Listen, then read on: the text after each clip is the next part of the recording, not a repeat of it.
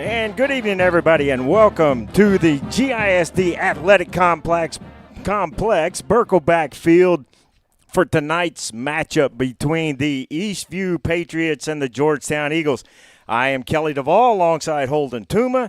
Dave's down on the field. Folks, Wally will be up here in just a little bit and be on the microphone in just a little while, but we have a huge ball game tonight, not only because it is a rivalry game, but because this is for sole possession of first place in 5A Division I District 8, the only two undefeated teams playing tonight here in Georgetown. Holden, talk to us about what's going to happen tonight.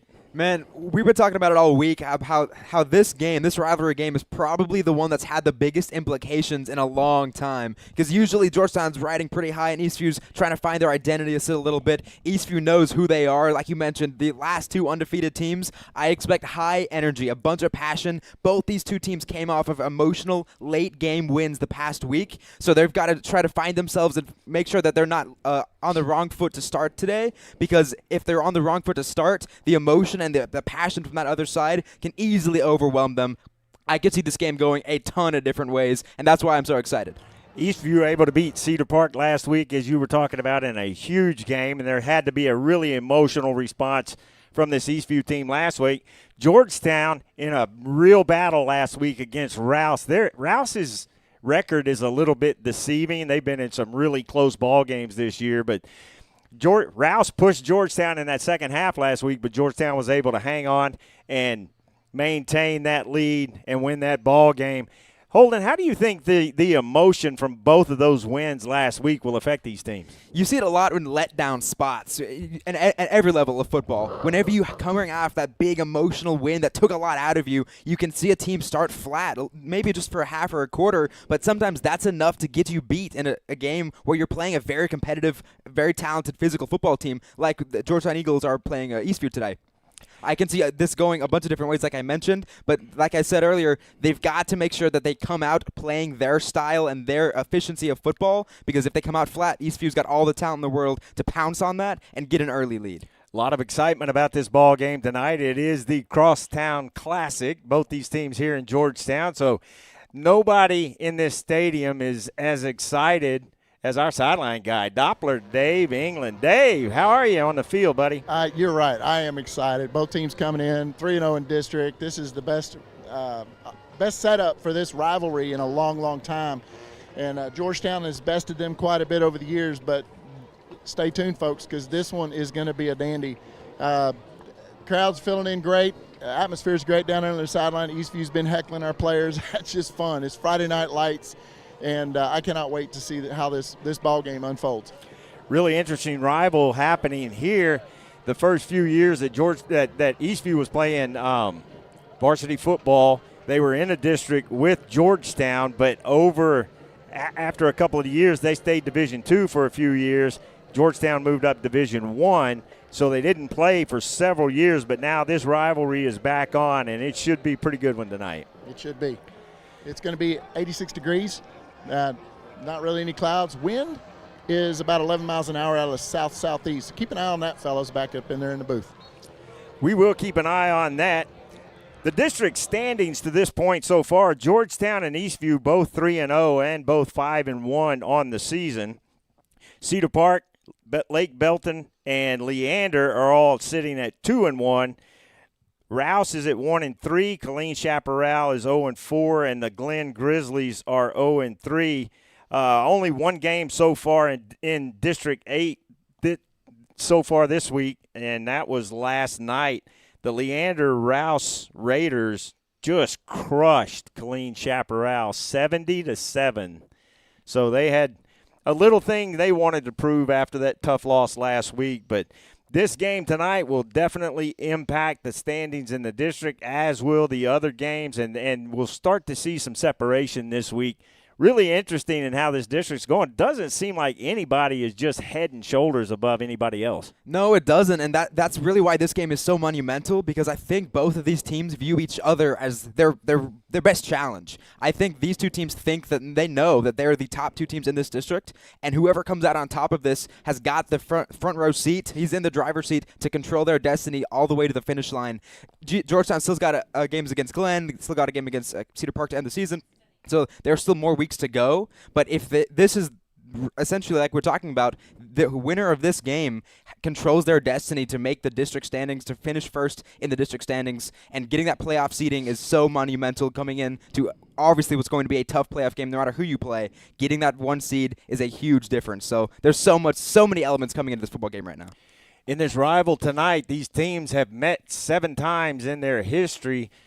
Eastview has only won one of those games, and that was back in 2014, so that's the only victory. And I think tonight is probably the night that Eastview feels like they have a legitimate chance to win this ball game, and they do. The offense for Eastview tonight is going to be something that the defense for Georgetown is really, really going to have to pay attention to. Mobile quarterback, they got lots of guys that can catch the football, and a really good running game. Yeah, and that mobile quarterback is going to be the number one key, because mobile QBs have been the really only Achilles heel for this Georgetown Eagles defense. The running quarterback has really been that one flaw, essentially, in their setup. They've gotten great pressure. They just haven't ever been able to get the QB to the ground effectively and efficiently, consistently on defensive snaps. And that allows the QB to create. We saw that last week with London Morgan at Rouse. He extended the plays going to the outside the pocket and threw the ball down the field and continued to get conversions on 3rd down. He had a big touchdown play on an offsides jump that he extended the play and just fired downfield. That's the stuff that can beat any defense, but in particular, this Georgetown Eagles defense that has shown some vulnerabilities to that. Cormac Guerrero is the QB for Eastview that we're talking about. He leads the team in rushing yards. So he's got a ton of speed, and they will call plays for him that are just designed QB runs. So I imagine they're going to test this Eagles defense early and often with that QB mobile game, getting him outside the pocket, letting him choose run or throw. It's going to be a big test for this Eagles defense. I think we're going to see a lot of RPOs tonight, the run-pass option for Eastview. Very, very balanced offense for Eastview.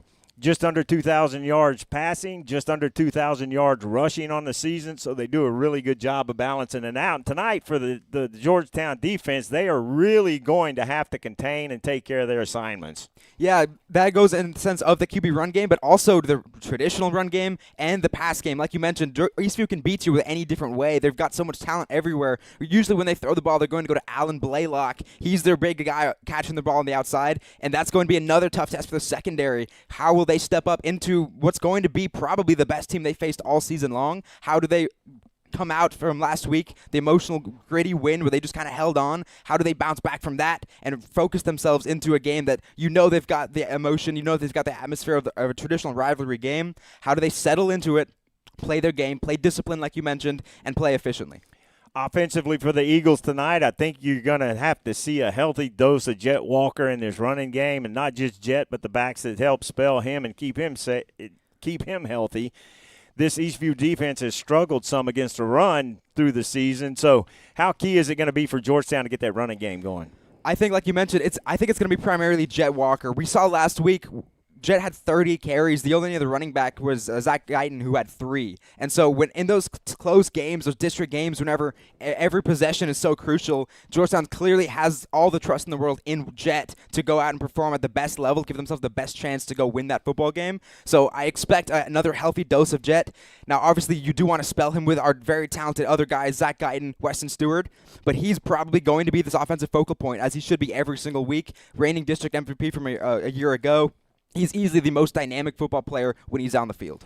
If Georgetown can get this running game going and get Jet fueled up and ready to fly, that's going to open up the passing game for Georgetown. And you can't talk about the passing game without talking about Xavier Warren. No, Xavier Warren's, he's the guy who really makes it all happen. But really the most important thing that I've seen, the most impressive thing that I've seen in this past game is the development of McDougal and also the development of the other guys outside of Xavier Warren. Because X-Man is the name everybody knows, but they've got so many other weapons who are continually emerging, continually stepping up when their number is called, that you can't just key on Warren, because then you're going to get beat by Copeland Madre. You're going to get beat by Braylon Bratton. There's so many other guys, Braylon Westfall, another name.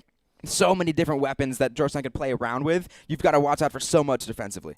I had an opportunity to speak with Coach Griffin. As always, he is so gracious with his time. But talk to Coach Griffin about this the game last week against Rouse and the struggles they had there, but also how much he enjoyed or was proud of his boys for fighting and hanging on and winning that game. And he also looked forward to this Eastview team tonight. Here's the interview with Coach Griffin. We welcome to Countdown to Kickoff head coach Chuck Griffin. Coach, thanks for joining us. Hey, thanks, Kelly. Glad to be here, man.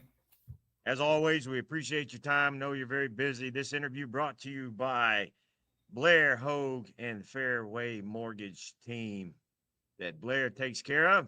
Coach, what a game last week from the fan standpoint. Really exciting game. Good comeback by Rouse. Probably took a couple of years off the old life expectancy of the coaching staff, but talk about that ball game last week against the Rouse Raiders. Just, man, it is good for our kids to get in a situation like that where they've got to, kind of hang on to win.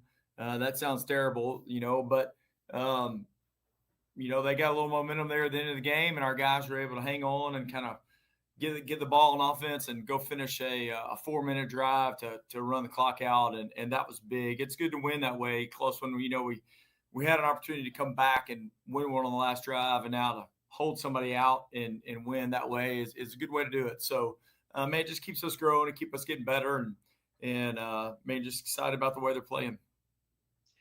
Coach, you talk about the learning process that takes place, and it's a continual thing.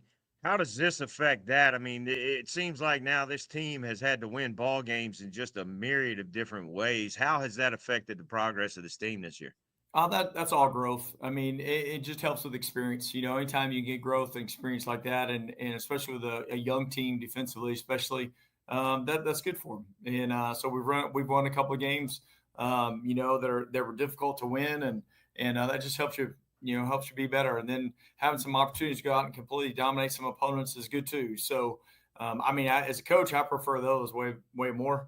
It's a little more relaxing, as a coach when you're going to win. But it's there's something special about games like last week when you can just walk off the field. No, you can go run the clock out and win the football game. We've talked about in the past, had a little conversation before we began the formal interview today. Some of the things that occur in this ball game you control, some of them you don't control. Yeah. How do you keep your guys focused, especially over the stuff they have no control over? Yeah, we talk about that. Like you play hard no matter what. That's the goal, right? 21 points up, 21 points down, play hard. Good officials calls, bad officials calls, good weather, bad weather. Like it doesn't matter. Like play hard. That's got to be the mindset. And it's Coach Saban used to talk a lot about when they turn on the film, the person watching you has no idea what the score is, right? They want to know your effort. What kind of effort are you giving? How are you playing? And so it really doesn't matter. Right, you want to play hard no matter what, and the score usually takes care of itself if you'll do that. So, tough game against Rouse, good game to walk away from, Yeah. and still hang on to that W. This week, got Eastview week, rivalry week. I know that doesn't mean a lot to everybody involved, but surely that the rivalry week is something that you have to address as a coaching staff. Keep your kids focused. How's the week going, and what are you looking for out of Eastview this week? We've had a really good week. We're looking. This is not the Eastview of the past. This is a really good football team. The two of us sit alone as undefeated people and undefeated teams in 8-5A, and so essentially this is the first step in the district championship is this week.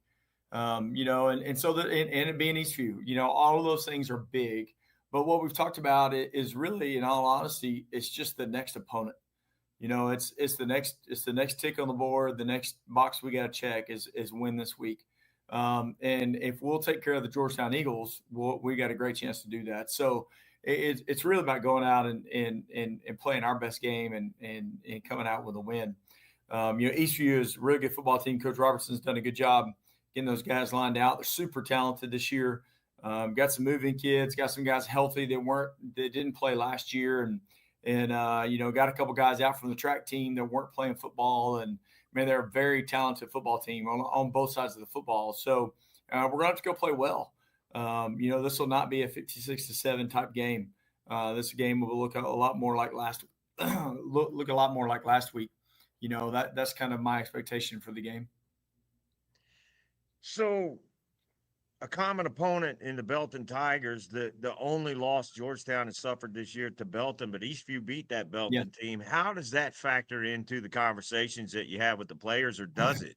It doesn't really. I mean, I think you get too wrapped up in common opponents. That's a ESPN narrative kind of thing, I called it I've called it twice in the office. I told the guys that Eastview was going to beat Belton, and I told them last week they're going to beat Cedar Park.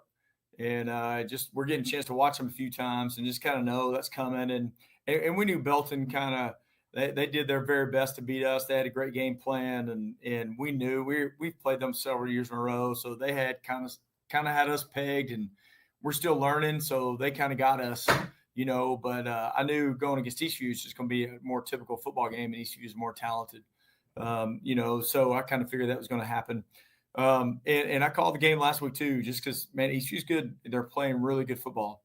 But here's the deal: the Georgetown Eagles are pretty good too, and we're playing good football right now. So we just got to keep improving and keep getting better. Defensively for Eastview, they got some really good, talented players over there. How's that defense going to be a challenge for your offense this week? If you've been around a while, you can think back to the last few times we played A&M Consolidated. That's the defense coordinator there then is the head coach at Eastview now. So, going to bring lots of pressure. They're going to have guys moving all over the field and bringing pressure from different angles and different people and multiple sides of the ball and all those kind of things. So our offensive line's got to do a great job communicating. Our quarterback's got to do a great job of seeing things and knowing where the pressure's coming from and taking care of the ball. So that's big for us this week is we got to take care of the football, and we feel like if we'll take care of the football, we get a great chance to win the football game. So, they'll be aggressive defensively. They're not a 3-4 that sits back and just kind of watches. They're 3-4, and they're going to try to come get you and get you on the ground. Coach, who were your standout players of the week last week? Defensively for us, Tennyson Dean played a really good game. 7 tackles. You hear his name a lot. Yeah. Hey, just a senior, a lot of experience and playing really well. Linebacker Cole Mitchell ended up with 9 tackles on the night. Cade Erickson had 3 tackles and 3 PBUs in the back end. And then our defensive player of the game was Gavin Smith, had 8 tackles and a quarterback hurry. And then offensive line was Cade Shear, did a great job, leading. Not only was the assignment really good, but also, man, just leading our guys, and especially at the end of the game when we've got to go win the football game. And there's a lot on our offensive line. We were in the ISO 19 times. I don't know that we were in ISO 19 times all year last year, and it just is what was working in the game. And we kind of had a beat on them, and it's kind of tough when you're just going to run the same play over and over again. But our offensive line did a great job. That's a big result of Caden Shear. And then our offensive back of the week was Caleb McDougall, 19-26, 253 and touchdown. Wide receiver was Copeland Madre, had 105 yards receiving and a touchdown with 4 catches. Code Blue was Jet Walker, 31 carries, biggest night of the year so far for him, doubled his carries so far. Had 194 yards and 3 touchdowns, and then a reception for 16 yards. So he's a really good player for us. Man, our special teams player of the week was Adrian Provo. I mean, how big are those 2 block kicks? Comes down. That's the turning point in the game, and we win the game by 2 points because he gets in there and blocks. And he's kind of a kick block specialist for us, and with a 6'7" frame. So, he's doing a really good job of that and did a great job. Then our GTDNA player of the week was Easton Smith. You're probably saying his name a lot. He's all over the field. Can't question his effort, man, making plays everywhere, special teams, defensively, and just did a tremendous job. So, man, just super proud of our kids and the way they're playing, the way they're getting better. Coach, is all 3 of those strands coming together for the victory last week? Absolutely. Well, Coach, as always, we appreciate your time. Thank you so much for joining us, and we are looking forward to the game. You got it. Thanks, Kelly. Folks, that's head coach Chuck Griffin. We'll be back with Countdown to Kickoff right after this. Stick with us. Blair Hogue with the Hogue team of Fairway Independent Mortgages, your local lender. With over 22 years of experience, Blair and his team are here to guide you through every step of your home journey. Whether you're buying, refinancing, or pulling equity out for debt consolidation or home improvements, when you think mortgage, think Blair Hogue with the Hogue team. We are conveniently located on the square in Georgetown. Visit us today or call 512-717-9912 and let's get started on your path to home ownership. Holden's first half stats, the third quarter, and post-game wrap-up are brought to you by Graham & Sons Land and Cattle. Graham & Sons is a cow-calf operation here in Central Texas, growing calves, cotton, corn, and wheat for commercial customers. Austin Graham and his team of crazy cowboys and cowgirls produce some of the best-tasting meat the first responder broadcasting team has ever eaten. Thank you, Graham & Sons, for your support of our broadcast of Georgetown Eagle football.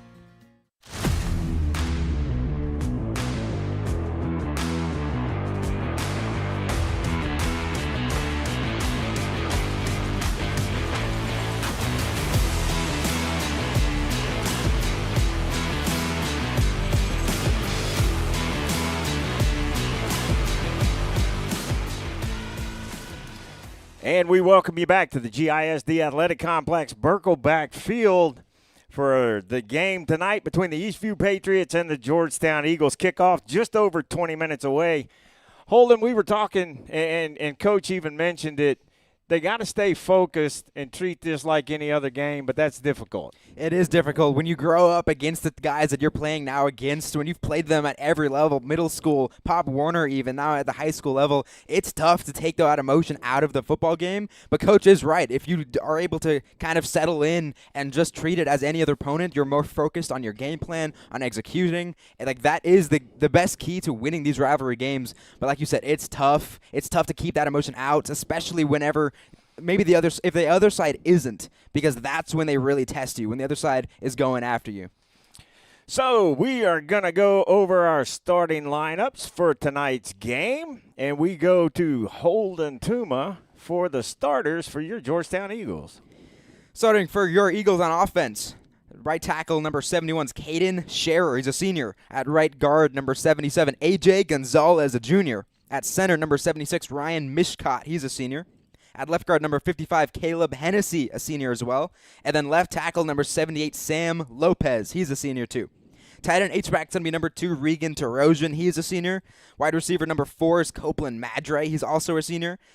Wide receiver number 7 is Xavier Warren, is a senior as well. A slot receiver number 2, Regan Tarosian as well. He'll play a couple of different positions. Other slot receivers, number 16, Braylon Westfall. He's a junior. At running back, number 28, Jet Walker. He's a senior. When they use fullback, number 17 is going to be Gus Papa Constantino. He's a senior as well. And then the QB makes it all happen. Number 12, Caleb McDougal. He's in his junior year. Defensively, for Georgetown, number 8, the dog, Tennyson Dean. He's a senior. At nose, number 99, A.J. Stevenson's a senior. Tackle number 49, Derek Jones is a junior. Bandit number 36, Jesse Espinoza is a senior. Mike linebacker number 34, Gavin Smith is a junior. Wheel number 14, Landon Hammett, is a junior as well. And then number 11 is a Sam Cole Mitchell, a senior. Safety number 19 is Johnny Decker, a junior. Safety number 20, Reagan Bollinger, is also a junior. And at the cornerback positions, number 21, Jihad Abdinur, a senior. And number 3, Cade Erickson, a junior. And those are brought to you by Oak Ridge Disciple House, and we appreciate everything Oak Ridge Disciple House does for our broadcast in their 15th year. We'll be back right after this. Holden's first half stats, the third quarter, and post-game wrap-up are brought to you by Graham & Sons Land and Cattle. Graham & Sons is a cow-calf operation here in Central Texas, growing calves, cotton, corn, and wheat for commercial customers. Austin Graham and his team of crazy cowboys and cowgirls produce some of the best-tasting meat the first responder broadcasting team has ever eaten. Thank you, Graham & Sons, for your support of our broadcast of Georgetown Eagle football. The Golden Rule is located at 606 South Church Street in Georgetown. The Golden Rule offers an amazing menu and even better atmosphere. Enjoy a wide variety of menu items like Cantonese riblets, Texas fried quail, roasted beet salad, an elk double smash burger, and much, much more. Join us for Sunday brunch with a delicious selection of food and drinks. Give the menu a look at goldenrulegtx.com. The Golden Rule, above all else, goodwill, friendship, and kind regard.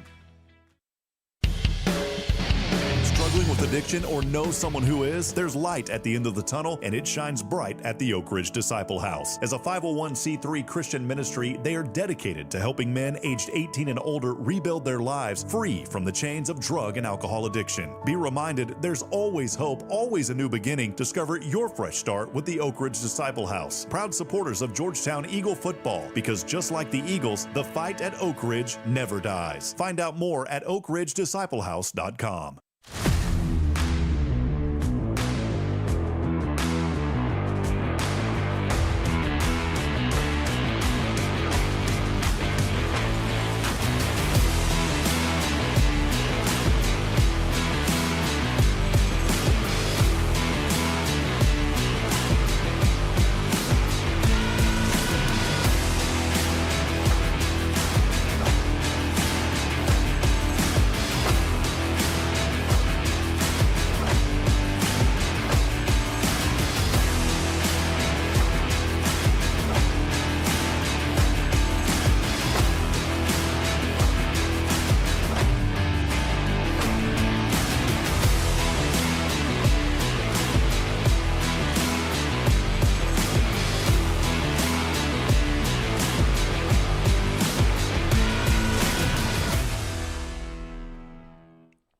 And we welcome you back to the GISD Athletic Complex, Birkelback Field, for tonight's matchup between the Eastview Patriots and the Georgetown Eagles.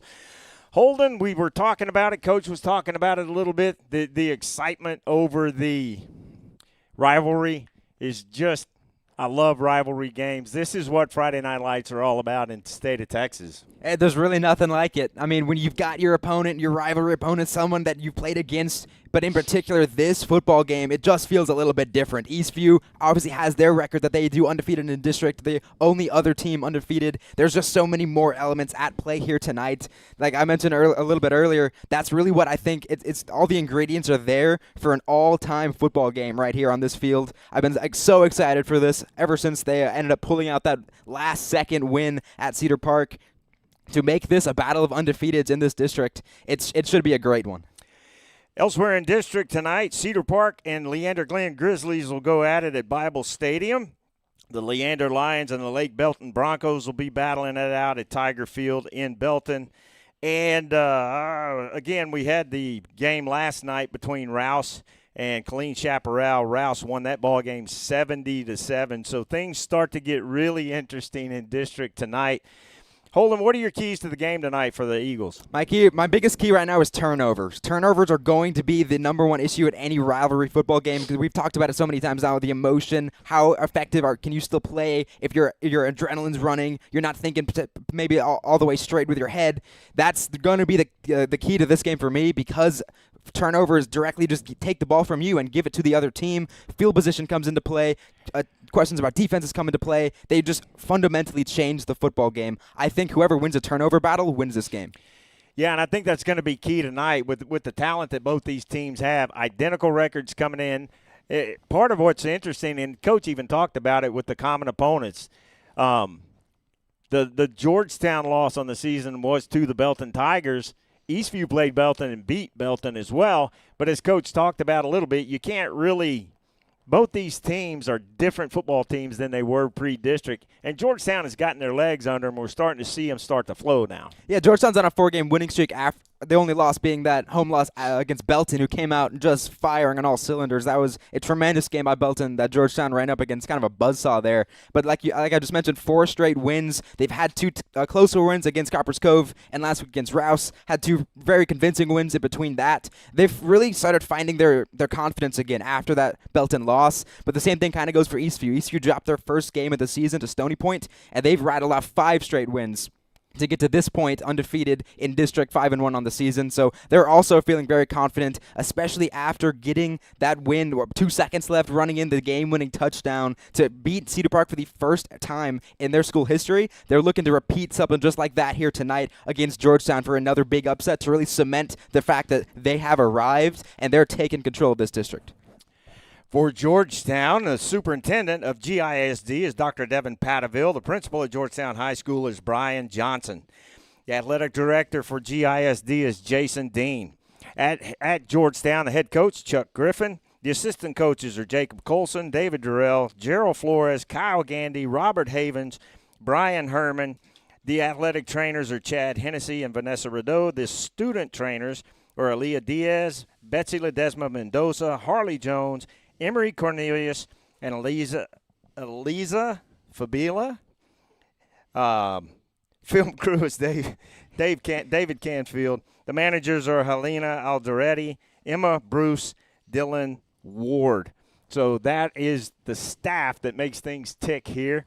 And Wally Harmon just walked into the booth working on getting those headsets on. And welcome to the game, Wally Harmon. Wow, I tell you what, this crowd's amazing. And they're still filling in. This is amazing. Thanks for you guys. One, first and foremost, it sounded great. I was not driving and watching. I was listening, I promise.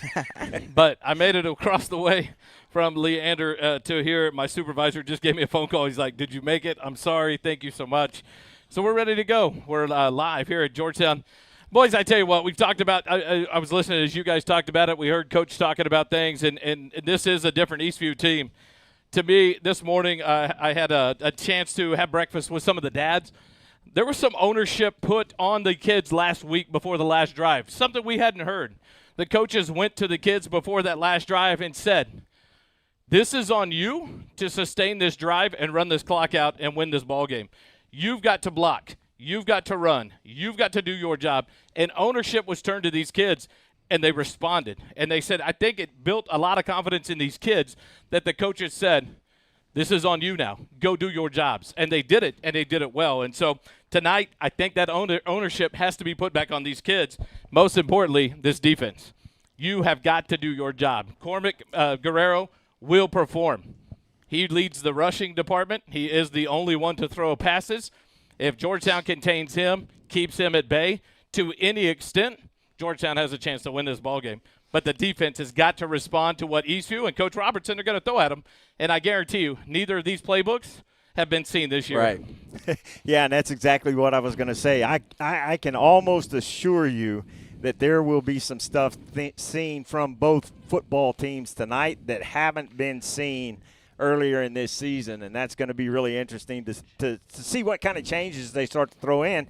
And for Georgetown, now you're starting to get into the meat of this district run that they're on, because first three teams that they played in district aren't normally at the top of the district, and this season they're not. Again, Rouse, a little bit deceptive in their record because they got a really good football team. But the meat of this schedule now starts for Georgetown. And you think about it, this Eastview team does not have a free ride the rest of the way. They have only played Lake Belton and Cedar Park to get to this and Glen at this point. They have not played Rouse, and you've got a Rouse that is upset. You've got a Rouse, I think last night, took out a lot of frustration on a Chaparral Bobcat team. And then they have to play at Leander at Bible Field. I don't care what Leander's record is. Leander at Bible Field, if they think they can ruin your playoffs and your seeding and hurt you, they will come after you. Just as much as Eastview or Georgetown has a tough schedule still. We have to go to Lake Belton. We have Glen at home, and we have Cedar Park at home. Eastview still has some challenges. Both of these teams don't have a free ride no matter what happens here tonight. We touched on it a little bit earlier. There doesn't seem to be a team in the district this year, like in the past years, that's just head and shoulders above the rest. This is a really even district this year, and it's making this season a really interesting and fun season. And we talked about that with Coach all year long, right? We don't have the haves and the have-nots. There is a lot of we've got some talent. Can we put it on the field and make it work on a Friday night against another team that has some talent and can put it on the field on Friday night too? And we've seen that. Rouse is answering that call. That's the team for me to watch in this district. They are upset. They got beat in a tough way against Georgetown, in a tough way against Cedar Park. They took a lot of frustrations out on the Bobcats. That's a team right there that's scorned, and they are upset. And Coach Mann, if anybody can write a team, I think it's that Rouse Raider team, which presents a challenge to Eastview. But who cares? What's the challenge tonight? On Saturday after that football game. Oh, go ahead. Hey, Coach, what an atmosphere tonight. Both teams coming in. What's your thoughts on tonight's ball game? We got to go take care of the Georgetown Eagles. Go play our game and do what we do, and we're going to be all right. Awesome. Good luck, Coach. All right, we thank Coach. He is so gracious with his time, man. It just really, really helps us out to bring these broadcasts. But as we were saying before we had the interview with Coach, this Georgetown team has finally gotten their legs under them. I think the key tonight is going to be no mistakes. Those pre-snap penalties can't happen, and I think whoever makes the fewest mistakes, because you're not going to be able to overcome those tonight, that's going to be the team that wins this football game. You know, Holden, y'all talked about it earlier in the not letting the last game worry about this game. What team, to me, does not have a letdown? Eastview won on the last play of the game. Some people called it the naked bootleg. That was a direct snap to Cormac Guerrero. He ran left and everyone else ran right. There was no naked about it. They saw something in Cedar Park's defense of overcommitting. He ran right around the corner and was wide open. He scored the touchdown. How do you take the emotion of that game to come from behind, win on the last play of the game, and not let it affect this one when it's like, this is our year? What's that letdown? Does Eastview have that letdown? Georgetown, hey, we've won. We've won coming from behind. We've held on to a win. We've had a big win. We showed them last week we're still good. We got this. How do you keep that letdown from happening? Either team could be set up for failure here early, and like you said, get behind early, it could be a long night for that team. 100%. This is going to be probably the biggest test for the coaching staffs this season. How do you get your team mentally prepared and focused to focus on this week alone? You cannot let the externals start influencing your guys' play because, like you mentioned, these two teams are so talented. One mistake in the first quarter could ultimately cost them in the very end of the football game.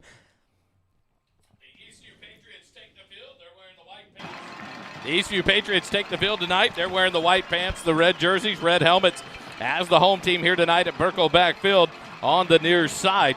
The Georgetown Eagles getting ready to come across on the far side of the field. It's so different to see it from this side of the field, this side of the stadium, seeing the blue fill up the other side. But the crowd continues to come in for Georgetown across the way. What impact do these crowds have? We talked about that with Coach on Wednesday night, holding the coach's show. This is going to be the first game that you're really going to have a loud crowd for both sides of the ball for both teams. How does that affect players? You haven't had that kind of a noise. You haven't had that kind of an effect of a game yet this season. How does that play in and get into the head of these kids when the opposite team's crowd is in their ear when they're trying to settle in and make things happen? And there the Eagles come taking the field. Georgetown crowd welcoming them. And Wally, you talked about it a little bit earlier. It's going to be the team that can put the emotional game last week behind them. For Eastview, their first ever victory over a perennial power in Cedar Park. So you know they're sky high. So the coaching staff for Eastview really probably had to focus this week to make sure their kids are ready for this rivalry game, a very emotional game 2 weeks in a row. Georgetown in the all-whites tonight. White pants with the blue stripes on the side. White jerseys with the blue numerals and the silver helmets for the visitors, the Georgetown Eagles. The Eastview Patriots, white pants with the navy blue and red stripes. Red jerseys, white numerals, white lettering with the red helmets and a very boring red helmet with no logo, which seemed kind of weird. Usually it was the EV. Maybe it's Coach Robertson's way of starting new here at Eastview. It's going to be interesting to see the effect that Coach Robertson has on this game. One, as the coach of Eastview, coming from a school like A&M Consolidated, right. And you talk about a rivalry. A&M Consolidated and College Station hated each other, and he was a part of that and had some of those defenses that gave us fits over the years. It'll be interesting to see what he helps to build in for Eastview this year and to follow at the new helm at Eastview. The colors have been presented. Let's get ready for tonight's national anthem.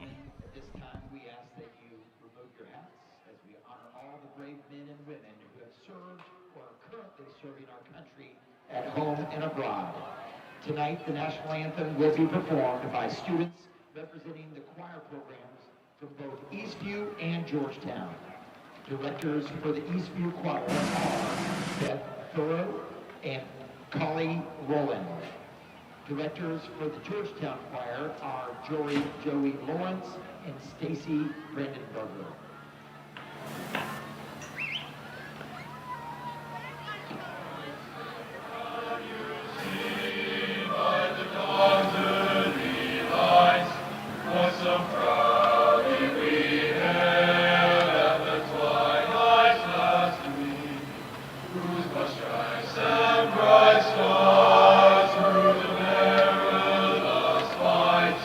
For the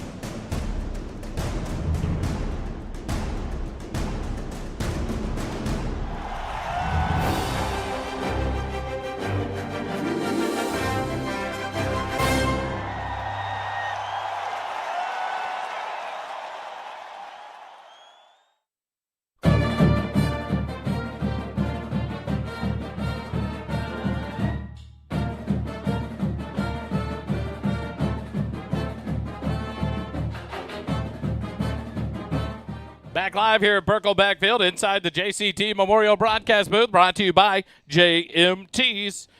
JMTs provides customized apparel, promotional items to small business, schools, and nonprofits. JMTs has the experience and confidence to take on any order. Visit jmts.com.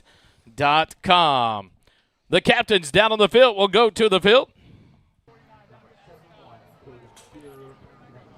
Xavier Warren, Caden Shearer, Tennyson Dean, and it looks like Sam Lopez, the other captain for the Georgetown Eagles. Ty Bergeson, number 19, Rocky Tanner, number 26, maybe 29. John Pattenberg. Gentlemen, have fun tonight. Play Christian hard, play Gomez fair. down We'll there. take care of the rest. To the ref. already did the toss. I'll just let you guys know. Eastview won the toss. They are receiving the ball. All right, I'm going to flip it on, tell everybody, we'll get going. Eastview has won the toss. They have elected to receive the opening kickoff. Gentlemen, take care. They want to throw Coach Griffin off. So the Eastview Patriots win the coin toss, and they will receive. We thought the same thing would have happened last week against Rouse. Georgetown, 3 games in a row, has won the coin toss and received every time, wanting to establish momentum, wanting to establish dominance offensively and set the tone. And now Eastview responds with that of their own as they will set back to receive the kickoff from the Georgetown Eagles. Liam Capra, number 25, will line up to kick it away. Number 26 was the other captain. It's on one roster we have, not on the other. Gabe Norambuena, the senior linebacker for the Patriots. Drop back for the Patriots to receive. On the near side is number 7. That is Aquavius Marbury. In the middle is number 8, Jelani Culpepper. And on the far side is number 2. That is Sam Williams. Liam Capper, number 25, will line up to kick it away for the Georgetown Eagles to start things off tonight. Here at Burkle Backfield, the battle of the St. Gabriel, the Cross-Town Classic, and we are underway. High kick, far side. Fielded and muffed inside the 15, down to the 10. Picked up, hit, back to the 5, breaks the tackle, gets to the outside, and now the race is on. Liam Capper is going to have to save the day, and he does, up to the 30. Over pursuit on the special teams to try to collapse and make the big hit. Cost Georgetown there. You have him at the 5. Instead, Williams gets out to the 30, and that's where Eastview will take over, 1st and 10. Wally, when that ball hits the ground like that, all those guys just start going towards the football and get out of their lanes, and Eastview was able to take advantage of it. You cannot gap integrity. They've got it. That's the thing defense can't do tonight as well. They've got to keep the integrity of that line and keep the pocket formed there for Guerrero and not let him escape to have the running lanes, because he will not hesitate to take off. The Patriots in shotgun formation. Now it's up to their 33-yard line. Guerrero has Clatter right next to him. Guerrero drops back to pass. He's going to throw it long across the middle and well overthrown by about 10 yards as he tried to hit number 3 on the pass, Alan Blaylock. And so we see the first shot out of the rifle there by the Patriots. It is a long bomb, and it is no good. Incomplete, 2nd and 10. Georgetown only rushed 4, trying to get after the quarterback, able to put a little bit of pressure on him, but he had time. He just overthrew his receiver. 2nd and 10 for the Patriots. 3 receivers wide left, 1 receiver wide right. Clatter offset to the left of Guerrero. Snap back, Guerrero hands it off. Clatter right up the middle, all the way up to the 35-yard line. They had it back to the 28-yard line. I'm sorry, I had it at this angle. It is going to be different for me. They are up to the 36-yard line, brings up 3rd and 2. Quickly to the line. Guerrero gets the snap, fakes the handoff, rolls left. He's going to be pressured, strung out, and he's going to get to the sideline, but he's going to be forced out of bounds, short of the first down. Should be about a yard short, maybe half a yard short of the first down. It'll bring up a 4th down for the Patriots. And what does Coach Robertson do here with an early 4th and 1? The Georgetown crowd getting going. I think this is a go all the way. You're looking to make a name for yourself, big rivalry game. Offense has been playing well all season. I think this is a go. If you don't get it, Georgetown has the ball inside the 40 of the Patriots. Snap back to Guerrero. Fakes the handoff, comes right side, going to get outside. The chase is on, 45, 50, and then he'll be pushed out of bounds into Georgetown territory. How that wasn't a late flag is number 10, Caleb Hill, throws the defender, Jihad Abdinur, about 15 yards out of bounds. Well after the play, but it's a first down for the Patriots, and there's the talent of Guerrero. Back under, calls the play, 11:15 remaining. 3 receivers left, 1 right. Guerrero, clatter to his left, snap back, drops it, ball to ground, and Guerrero dives on it back at midfield. Tennyson Dean almost had it, but Cormac Guerrero barely able to jump onto the ball right at the last second and keeps it from being a turnover, and that'll bring up second and about 13 now for the Patriots. That could have been disastrous for the Patriots, but they were able to hang on to it. A little tighter formation now. Guerrero hands it to Clatter, left side. He's bottled up right at midfield, taken down. They're going to generously give him the 49-yard line of Georgetown. Clatter went sideways as soon as he hit the midfield stripe. A.J. Stevenson, the first contact there. 1-yard gain brings up a big 3rd and 12 now for the Patriots. These are other plays right here, 3rd and long. You have to remain disciplined and QB contain. QB scrambles on these 3rd and longs. That's what sets an offense up in 4th and shorts, or even picks them up altogether. Right on the 49 of Georgetown. Clatter to the left of Guerrero. 1 receiver left, 2 right. 3rd and 12 for the Patriots. Snap back to Guerrero. Drops back, pressured, rolls out of pressure, being chased, throws on the run. The ball is up and it's well overthrown. And Guerrero unable to get comfortable. Tennyson Dean had the pressure at the end. It's incomplete. That'll bring up 4th and 12, and it looks like Robertson here will try to flip that field now with a punt. You see the athleticism of the quarterback able to get out of there. He just couldn't hit his receiver down there. Good coverage too by the defense. And you see the contain right there. They don't let him get to the outside. They chase him vertically all the way down the field, forced essentially that throwaway. Don't pass up on any chances here of any kind of fake or anything. It will be a punt. Low line drive punt over the head of Erickson. Bounces inside the 10, inside the 5, and they won't get to it. It's into the end zone for the touchback. So with 9:50 left here in the first quarter, Georgetown will take over. 1st and 10 at their own 20. The defense does their job. They get the first stop of the night to hold on and get the ball back for their offense. Good job of the defense there, and that's big, getting a stop on this first drive. You can't tie too much into those first drives and make too much of them. But in this circumstance, being able to get this really high-powered Eastview offense off the field without points is enormous for the Eagles. Dave, the crowd noise down there right now. Sorry, got my mic in my pocket doing double duty. It is epic down here, guys. 1st and 10 for the Eagles at their own 20, near side hash mark. McDougal with 2 receivers right, 1 left. Handed to Jet Walker, left side, finds a hole, runs over a defender. Up to the 28-yard line, a gain of 8. As number 7, Aquavius Marbury, pays the price on the first play of offense for Georgetown. As he takes the Jet Walker shoulder. Jet ahead 8 yards at 2nd and 2 for the Eagles. Jet goes off the field, but that first run, that's exactly what Dave England wanted to see, is some running game. 2 running backs in the backfield on either side of McDougal. 2 receivers right, 1 left on 2nd and 2. Stewart to the right, Guyton to the left. Clap of the hands, ball backhanded. Weston Stewart dances to the left, 30, and up past the 35. Nice run there by Weston Stewart up to the 35-yard line, and it's a borrow for borrow first down. It's just a couple of plays, but you like seeing Georgetown be able to run this football. I think that's really going to be key for them so they can open up that pass game, get Xavier Warren and the other receivers involved, but this run game is going to be crucial. 2 receivers right, 2 set left now as Madre and Terosian come wide left. Westball and Xavier Warren wide right. Guyton in the backfield to the left of McDougal on 1st and 10 from the 35. 8:45 remaining. Snap back. McDougal looks right, left, wide receiver screen off the hands of Madre. Incomplete. It was kind of behind him. That ball's incomplete. Brings up 2nd and 10 now for the Eagles. Nice to see a good early first carry holding for Weston Stewart after no carries last week, getting him back involved. That shifty running and the speed where he can break it if he gets that hole. All 3 of Georgetown's running backs that they will use all play the position a little bit differently, and it's just a new look for that defense to adjust to. Jet's got kind of a blend of everything, like you mentioned there, though. Weston Stewart a little snaky with it.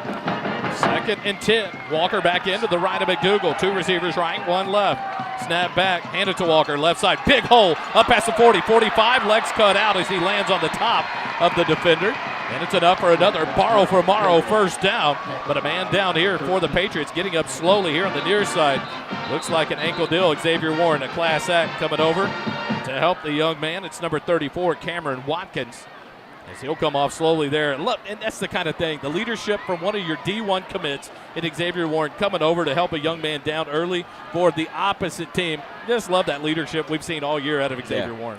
Wally, on that last play, Ryan Mishcott and Caleb Hennessy really moved their blockers out of the hole, and Jet just wide open. He had nobody put hands on him until he got into that secondary. 1st and 10 for the Eagles at the 42-yard line. 8:15 as the clock continues to run here in the first quarter. One receiver left, two right. Walker to the right of McDougal, near side hash mark. Snap back, handed off Walker, fake the pass. Walker right up the middle, and he's going to have to watch for that. The defensive backfield of Eastview afraid to take a real lick. They just chop at the ankles, and it takes down Walker after another gain of about 6 yards, bring up 2nd and 4. Get those track shoes on, start some hurdles in the middle, but right then Caleb was looking to see what the linebackers were going to do, and they cleared out, so he hands that ball off instead of pulling it in and throwing it in a good gain on first down. 2nd and 4 for the Eagles into Eastview territory. 47 of Eastview, turn, handed to Walker right side, cuts back, and he's going to be chopped down at the 50-yard line. That'll be a loss of 3. Nice tackle there. Slow developing play, and Eastview read it well. And a big 3rd down here for Georgetown. 3rd and 6 now for the Eagles. It's like you talked about a little bit earlier. That's how you have to tackle Jet Walker. If you go up at his shoulder pads, he's going to push you to the ground. But Eastview's done a good job of putting him on the ground with their 1st and 2nd tackles. 2 receivers right, 2 left. Walker in an I formation behind McDougal. Clap of the hands. There's some movement. That's got to be defensive movement. They're going to let it go. He had made contact. Now they're going to reset. No penalty either way. Clap of the hands, ball back. Quick pass out the left flats, and it's wide and away from Copeland Madre, uncatchable. That'll bring up 4th and 6 for the Eagles from midfield. We'll see what Coach Chuck Griffin does here for Georgetown. Pooch kick. Here comes Gus Papaconstantino. Westfall leaves the field. We have seen Caleb McDougal, a couple of pooch kicks, and it looks like he's going to line up back for the pooch kick. Now they'll send one deep. Now he'll bring it back. No, having the quarterback back there makes it tough to decide. Man back. McDougal's going to kick it low. Line drive. It's going to bounce. Be fielded at the 15-yard line. To the left side. There's an illegal block in the back. Where's the flag? No call. Up the far sideline. Wow. That wasn't only obvious. It was. How do you not flag that? It's in between 2 officials right there. A block in the back to spring the runner wide open to the far side, and the Eastview Patriots have the ball back, 1st and 10. Both these defenses doing what they need to do on the first drive and keeping some high-powered offenses from putting points on the board. So I wasn't really expecting a defensive struggle, but so far that's what we got. Got Chuck Griffin out about 10 yards on the field, yelling at the umpire. The referee back in the backfield behind Eastview. I think he wanted that block in the back too. 1st and 10 at the 30-yard line. Making the 36-yard line of Eastview. Snap back, hand it to Clatter, left side, finds a hole, up past the 45 and hit and taken down. That's enough for a 1st down. Good tackle there by Bollinger to get over. The winner of the line of scrimmage is going to have a much easier job winning this football game in the end because they can allow those big open holes to develop in the run game. 1st and 10. Guerrero hands it to Clatter. Flag comes in. He'll fall forward for about 5 yards. 4 yards inside the 50 to the 49 of Georgetown. Illegal formation. Illegal formation. Offense. Number 71, 58. Stop your penalty. So instead of a gain of about 4, it's a loss of 5. And a big loss there on 1st down. Correction. That'll back it up to about the 42-yard line. So it'll be 1st and 15 now for the Patriots. What can penalties do to this game as well when you've got a defensive battle going early? The East can get you behind the chains and make it a struggle for the offense. We talked about it in the pregame, and those pre-snap and post-whistle penalties just are killers to drives. Clock continues to run. Approaching 6 minutes here in the first quarter. Eastview with the ball. Guerrero throws it, but it's batted down. Good play there. I think it was Tyler Leininger. Number 26, 29. Oh, Easton Smith on the play. Nice play there by Easton Smith. Guerrero tried to drop it out in the left flat. A good read, almost a pick there for Easton Smith. And that's what you have to do on those edges and on the defensive line. If you can't get to the quarterback, you get your hands up, and that was exactly what happened there on the edge to knock that pass down. 2nd and 15 from their own 42-yard line. Snap back, quick pass out in the left flat. Caught at about the 40. And a good tackle there by 3 defenders for Georgetown. Cole Mitchell out there alongside Jihad Abdenur, number 19, Johnny Decker. They move up to the 45-yard line, a gain of 3, and now a big 3rd and 12 again for the Patriot offense. Folks, 3rd and obvious. Look to this pass rush. They've got to make a big impact here. Jet Walker comes in on the defensive. We don't have access to the stadium scoreboard tonight. Snap back, Guerrero the punter. He'll punt it away high and short to the near side. Cade Erickson points to get away, and it takes a kind Georgetown right turn, boys. Right at the 40-yard line, out of bounds. Georgetown will take over. 1st and 10, 5:09 remaining here in the first quarter. Let's take a quick timeout. Eagle football continues in a moment. Every first quarter this season is brought to you by Nathaniel Funk, your Leander, Georgetown, Edward Jones financial advisor at 1640 Highland Falls Drive, Suite 801, Leander, Texas 78641. Learn how he can help you with your financial goals. Visit edwardjones.com/Nathaniel Funk for more. Back to action we go. 2 running backs in the backfield, either side of McDougal. Hand it to Walker, left side, finds a hole, 45. Up past midfield, he's off to the races, 45-40. Late hit out of bounds, no flag. He pulled up right at the last second. But a great block here on the outside by Zach Guyton and Copeland Madre. Sprung Jet Walker out for a big run, a borrow from Morrow first down. Well, Eastview, we talked about it in the pregame. Eastview is susceptible to that run game, so Georgetown taking advantage of it so far. 1st and 10. Into Eastview territory at the 38. Hand it to Walker. Right side dances over to the right side. Up to the 46-yard line. A gain of 2 will bring up 2nd and 8 now for the Eagles. You can tell both these teams have scouted these very, very well. We've seen some containment to Eastview's quarterback. We see them just collapsing on Jet Walker on some of these runs. But the athleticism of both these teams is really difficult to deal with for the entirety of the game. We'll see who can do it the best. Georgetown has it, 2nd and 8 now from the 36-yard line of Eastview. 4:20 remaining here in the first quarter. Westfall empties out of the backfield. McDougal fakes the hand up. Nope, gives it to Walker. He'll fall ahead inside right back to the 36. No gain on the play. And so now the pursuit is going to be heavy. At what point does Georgetown go? Fake it. Right. Quit giving it to him. Try something different just to make them stay honest to their reads. And now a big 3rd and 8 for the Eagles. When that play was trying to develop, it just looked like something wasn't right, and Jet couldn't get going. I don't know what happened to throw it off. It could have been some of the penetration by the defense. 3rd and 8 from the 36-yard line of the Patriots. 3:40 remaining. The clock runs here in the first quarter. Now an empty backfield. McDougal looks left. Quick pass, flat, 30. Breaking a tackle, Madre inside the 25. Another borrow from Morrow. First down. Nice play by Copeland Madre. Big conversion for the first down there by Eagles to keep this drive going. And I think now you are in absolutely 4-down territory, and Georgetown wanting to put this ball in the end zone. I think we're not going to see a kicking game. Down to the 22-yard line of Eastview. A borrow from Morrow, first down. For your mortgage needs, remember Matt Morrow, borrow from Morrow.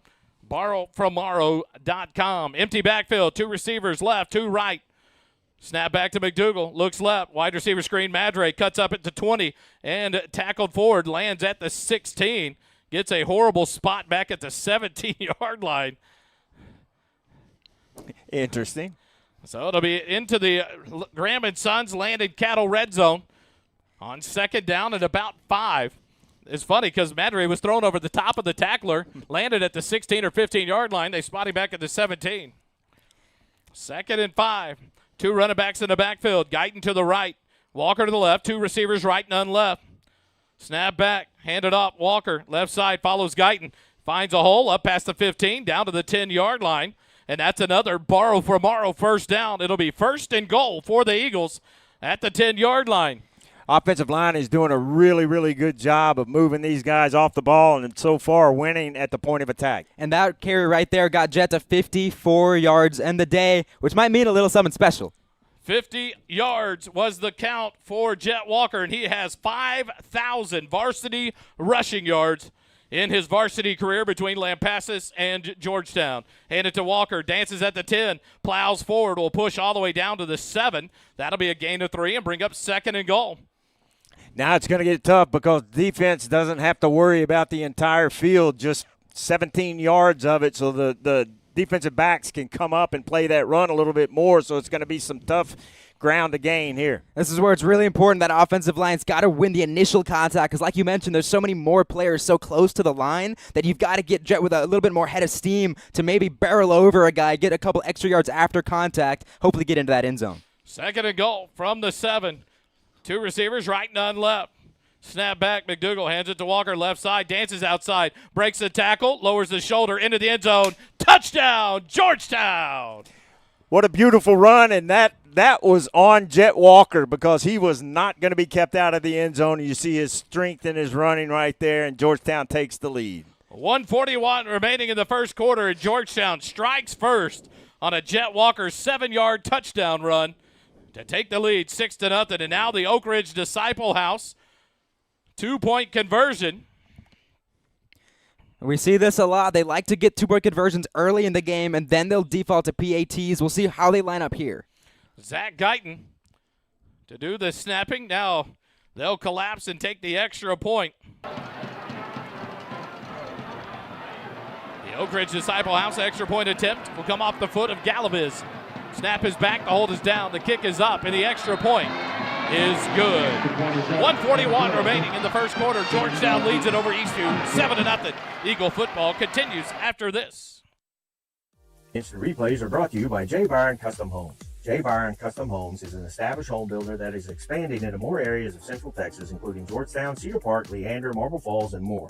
Whether it's a new custom home or a remodel of an existing home, J. Byron can meet and exceed your expectations. With over 50 years of building experience, J. Byron Homes will work hard to see that you have the house you want to call home. J. Byron Custom Homes, exceptional craftsmanship with a personal touch. For more information, visit our website at jbyronhomes.com.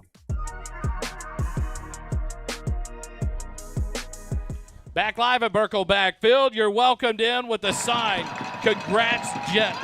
5,000 varsity rushing yards in his career. Hold it. The scoring drive summary.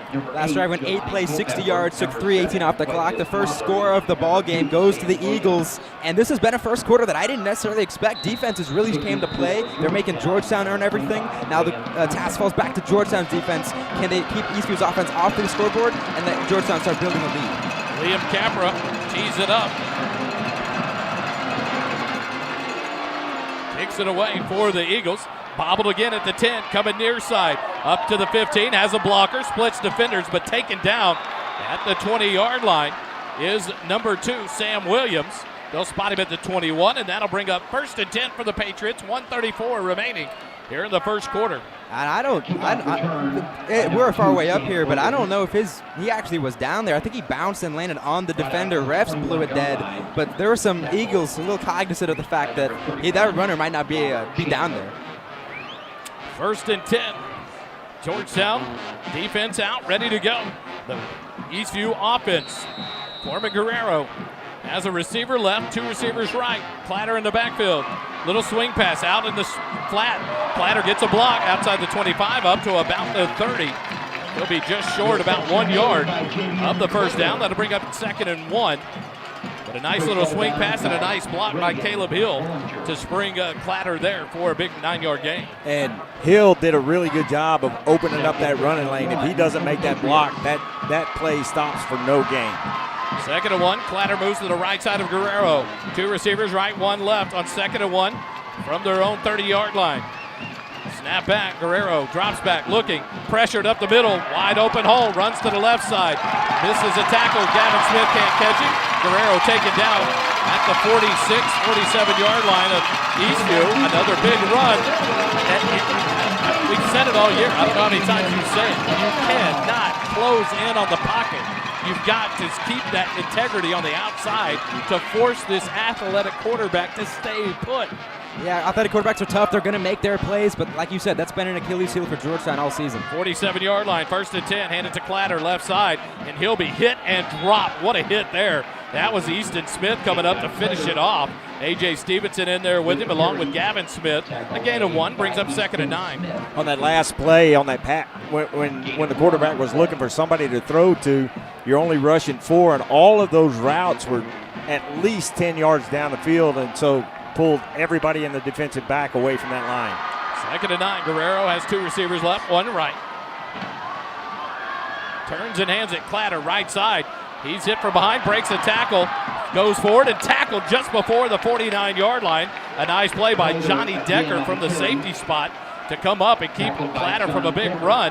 He got a 2-yard gain, or a 1-yard gain up to the 49. It's 3rd and 8 now for the Patriots. And an even bigger play by A.J. Stevenson to make the initial blow-up of it, force him get to the outside, and then the Eagles rally, make a big-time tackle. The Patriots are going to let the clock run out, and we'll come to the end of the first quarter. Brought to you by Nathaniel Funk. Nathaniel Funk, your Leander Georgetown Edward Jones financial advisor, located at 1640 Highland Falls Drive, Suite 801 in Leander, Texas. Learn how we can help you with all your financial goals. Visit edwardjones.com/Nathaniel Funk for more. Eagle football returns in a moment. Stay with us. At Mesquite Creek Outfitters, we bring community together in a casual environment to share the love of gear and apparel, great drinks, and friendship. Located at 704 South Austin Avenue in Georgetown, Mesquite Creek Outfitters is the place to enjoy our drinks and light food menu, shop our unique men's and women's apparel, and visit with friends and family. Visit the website at mesquitecreekoutfitters.com or stop by and say hello. MCO is proud to sponsor First Responders Broadcasting presentation of Georgetown Eagles football.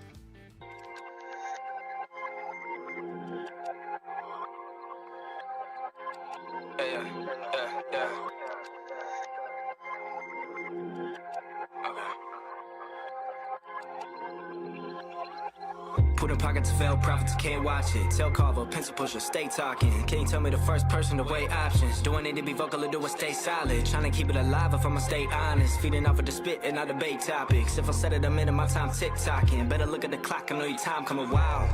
Killing me now, run me around, into my vicinity. You looking like a brother, wanna get a look in the style. Me, I'm making my decision for the piece of the crown. When they try to put me up. Back inside the JCT Memorial Broadcast booth, brought to you by JMTs. We go to the second quarter.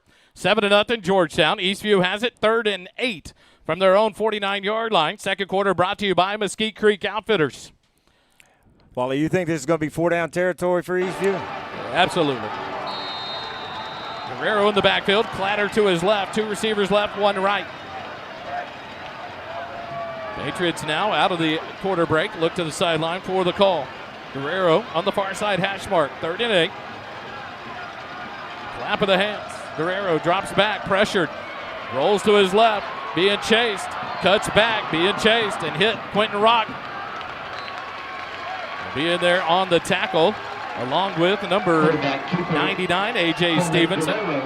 Guerrero gets forward. It's 4th down into Georgetown territory at the 46-yard line. It brings up about a 4th and 4, Kelly. This is a tough call right here for Coach Robertson. You saw Guerrero's athleticism right there because Georgetown stayed home that time, contained him, but he was able to make a couple of them miss and gain some extra yardage. Don't overcommit to the punt here when your quarterback Guerrero is the punter. 11:25, the clock runs, snap back. Guerrero is going to punt it away. Better punt this time, right side, drops at the 15, rolls inside the end zone. A good punt by Guerrero, but too much on this one, and it's another touchback, and Georgetown will take over 1st and 10 at their own 20.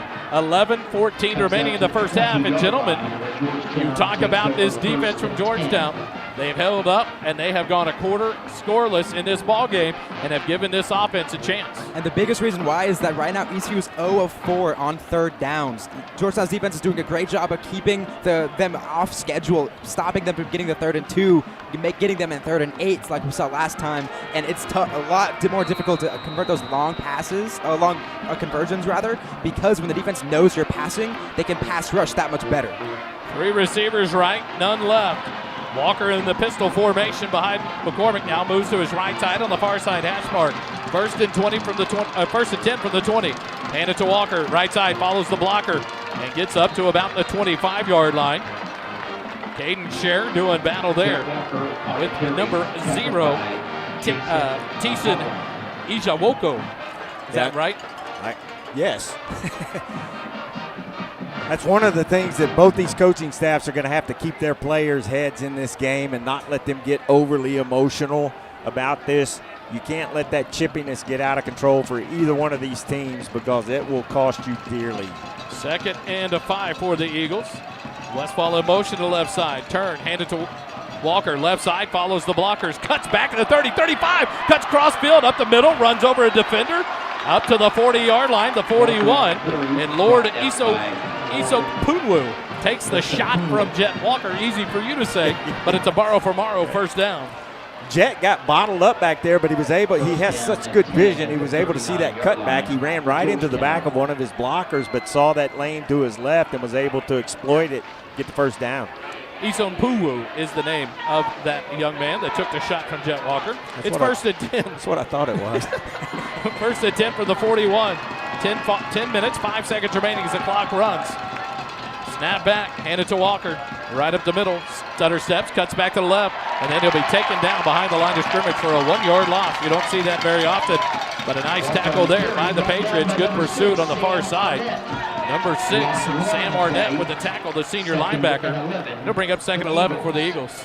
And this is when Eastview's defense has to make the stop. When they've got Georgetown off schedule behind the chains, they've got to rally right here and get them off the field because we know how dangerous Georgetown can be when they start pouring on the points because that just feeds into that offensive confidence. 2nd and 11. One receiver left, 2 right. Snap back to McDougal. Fake the handoff. Looking. He's going to throw. Catch made at about the midfield stripe, falling forward. That'll be enough for a borrow for Morrow first down. A nice catch and a move there by Copeland Madre to get the first down. That play took a little bit to develop, but the receiver did a good job. Madre did a good job of putting himself in front of that defender. What a pass by McDougal over one defender in front of the other to complete it for the first down. A great layering, and this has really been Madre's pass game right now. He's got every catch, 3 for 30 so far. They've really liked what he showed him last week. Into Eastview territory at the 49-yard line. 3 receivers right, 1 left. Jump on the defense. They got back. McDougal rolls right, looking right. He's got a man open, dumps it, caught inside the 40. That's going to be Braden Bratton, the sophomore. He'll get inside the 40, down to the 38, 37-yard line. And that'll be another borrow for Morrow first down. He is so impressive, that sophomore. Quickly back to the line. 2 receivers right, 2 left. Snap back, quick pass out the left flat. Catch made by Westfall. And he goes east and west and gets taken down up at the 35, 34, in between the 33, 34-yard line. 8.5 minutes remaining. The clock continues to run. That's one thing in Westfall's game, if you could work and coach, is take that north and south as quick as you can and get the yards, and don't take a chance of losing something in that east and west. I appreciate the confidence in his own ability making a play like that, but like you mentioned, when you're trying to bounce all the way to the outside, you've got the upside of potentially breaking it, but you've got the downside of potentially getting no yards after catch.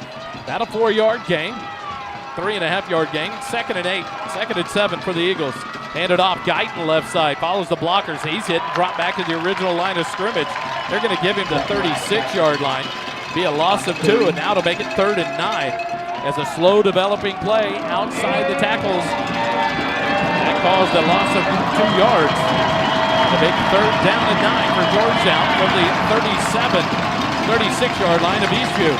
It's by far the biggest crowd this stadium has seen this year, and Eastview's fans are really loud right now. 7.5 minutes remaining in the first half, and now Coach Robertson taking his first time out of the half for Eastview, and we'll take it with him. 7:27 remaining here in the first half.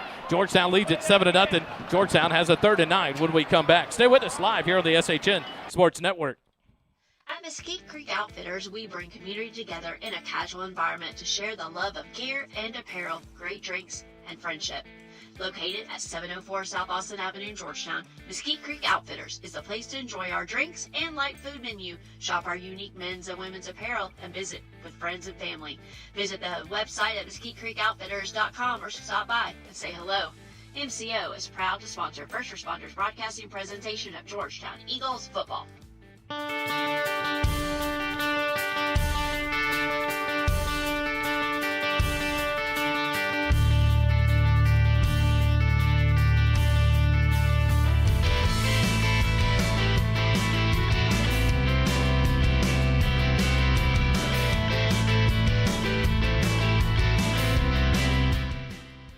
Back down, we'll go to the sideline. Doppler Dave.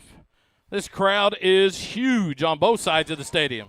It is awesome. Eastview kids were here early. Georgetown kids are here, and they showed up big.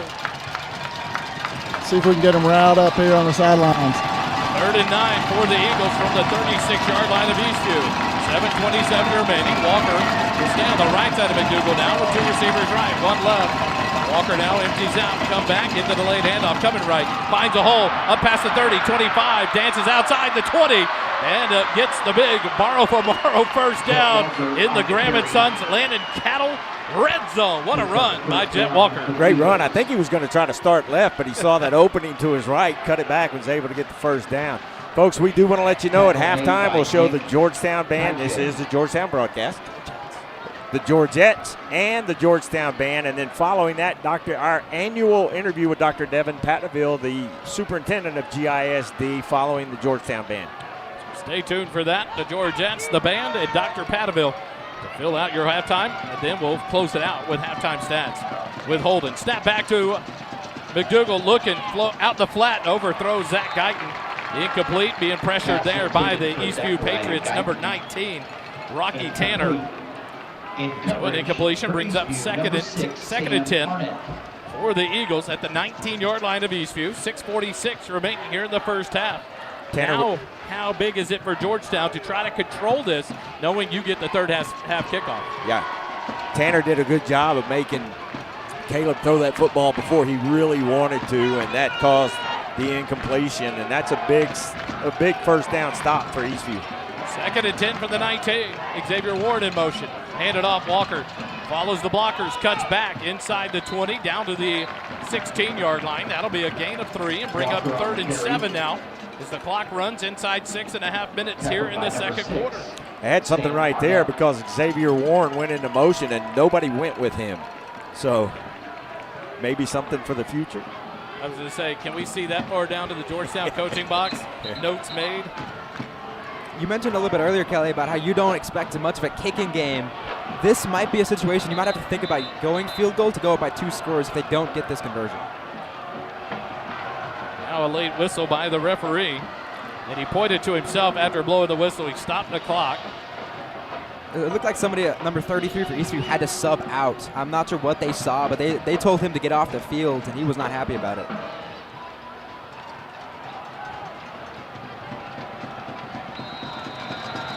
Now we'll roll it again. Play clock's not rolling. There it goes. Now a false start on the Eagles. So a lot wrong with that whole sequence there. And they're going to call it on Sam Lopez. So instead of 3rd and 7, Georgetown faced with a 3rd and 12 now. 6:13 remaining as the clock stops with the penalty. A little discombobulated. Well, it was mainly on the officials. Yeah. So that's where those intangibles coaches talking about. There's things you can't control, there's things you can't. That can't control you when all that goes on with the referees. In a situation like that, it's not a bad idea to just back up, regroup. You had 40 seconds on the play clock.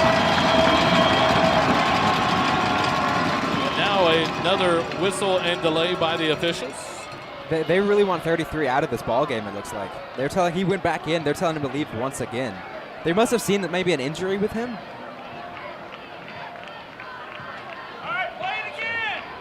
So here we'll go again. The thing is, Georgetown could sit here and milk this clock. It's 40 seconds again on the play clock when they started. 3rd and 12 from the 21. Empty backfield. McDougal, wide receiver screen. Xavier Warren has blockers. 50, 10, 5, touchdown, Georgetown. What a great play. You knew Xavier was going to get involved at some point. and he did a really good job of picking his running lanes and going around defenders. I would love to talk to Xavier. When you caught the ball and turned towards the goal line, what did you see? A wall of white. It was everyone there and no red shirts around. A touchdown for Georgetown. 5:57 remaining. It's 13-0. Now the Oak Ridge Disciple House extra point attempt in a two-point play formation here with Walker in the backfield with Guyton to his right. And now the Eagles will close it up and go for the extra point. Kicker may be tired from running out there to the edge. Galavez lines up. Snap is back. The kick is up. The extra point is good. Wait for the signal. It's hard to see from this angle. 5:57 remaining here in the first half. Georgetown leads it 14-0 over the Eastview Patriots. Timeout. Georgetown football continues in a moment. Struggling with addiction or know someone who is? There's light at the end of the tunnel, and it shines bright at the Oak Ridge Disciple House. As a 501c3 Christian ministry, they are dedicated to helping men aged 18 and older rebuild their lives free from the chains of drug and alcohol addiction. Be reminded, there's always hope, always a new beginning. Discover your fresh start with the Oak Ridge Disciple House. Proud supporters of Georgetown Eagle football, because just like the Eagles, the fight at Oak Ridge never dies. Find out more at oakridgedisciplehouse.com.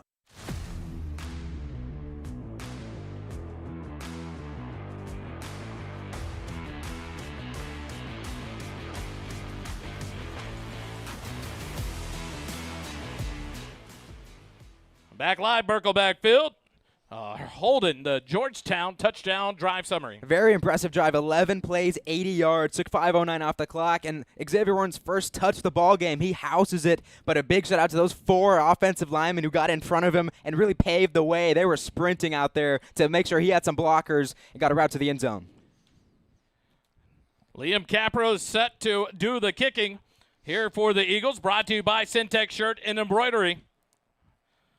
Whether you need 1 or 100, they'll take care of you at Syntex Shirt and Embroidery. Capra, high kick, short, left side, fielded at about the 28-yard line and driven straight out of bounds. Great job there.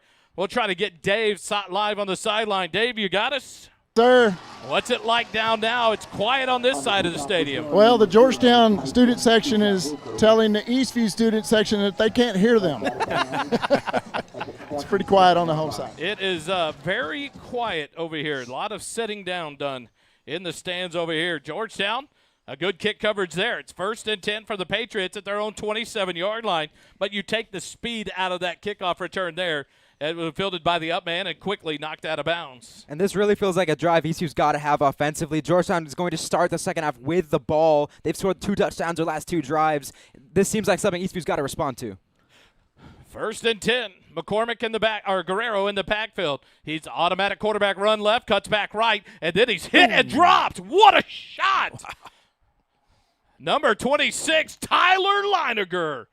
Rocking Cormac Guerrero after a gain of 2. He cut back to the right. Tyler Leininger did a great job of getting off of his block to make the hit. You don't get a whole lot of opportunities to hit Guerrero like that very hard, so he was really excited that he got a shot on him. 5.5 minutes remaining here in the first half as the clock continues to run. 2nd and 8 from their own 29-yard line. 2 receivers left, 1 right. Clatter offset to the left of McCormick, or Guerrero on the far side. Guerrero looks left, pressured. He's going to be sacked! Tennyson Dean! Oh, baby! Guerrero sacked all the way back to the 17-yard line. What a play by the dog! It's going to be important right now for Eastview not to get out of their game plan. It's the second quarter. There's still a lot of time left.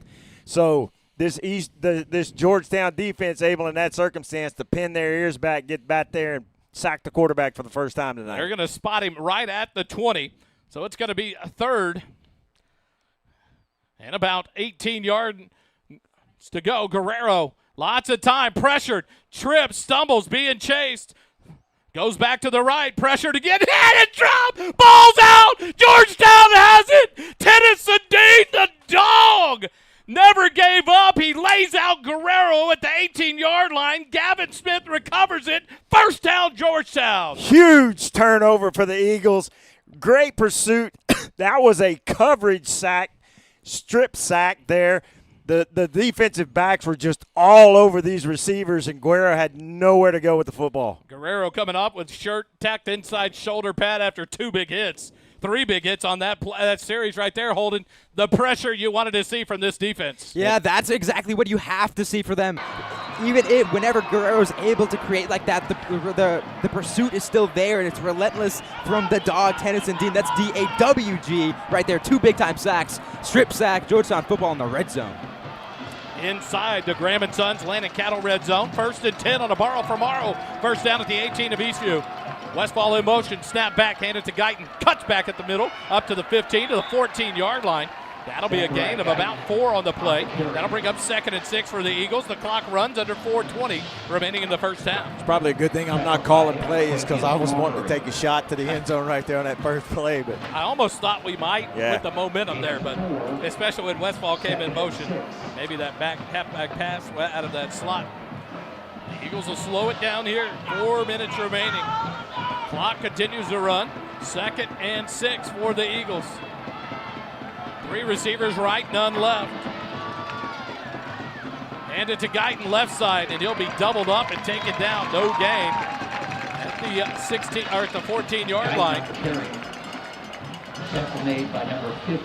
Eastview's done a pretty decent job of pursuit, so some misdirection may be able to spring something for the Eagles. Well, a big 3rd down here for the Eastview Patriots.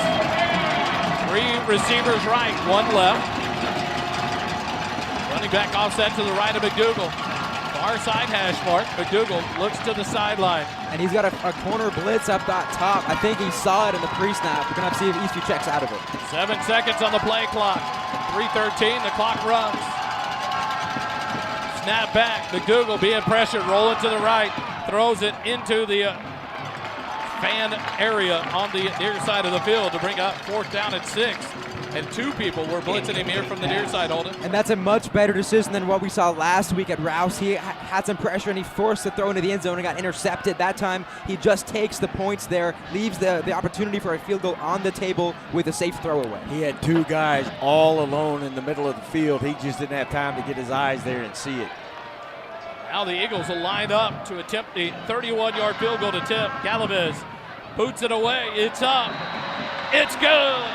2:59 remaining here in the first half, and Georgetown converts on the first turnover of the game with a field goal, 31-yard field goal, kicked off the foot of Galvez. They lead it 17-0. Quick timeout. Eagle football continues in a moment. At Mesquite Creek Outfitters, we bring community together in a casual environment to share the love of gear and apparel, great drinks, and friendship.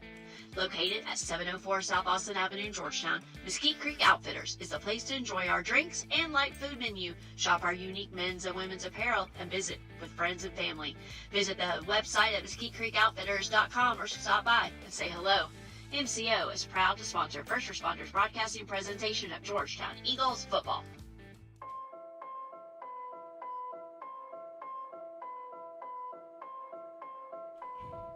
Back live.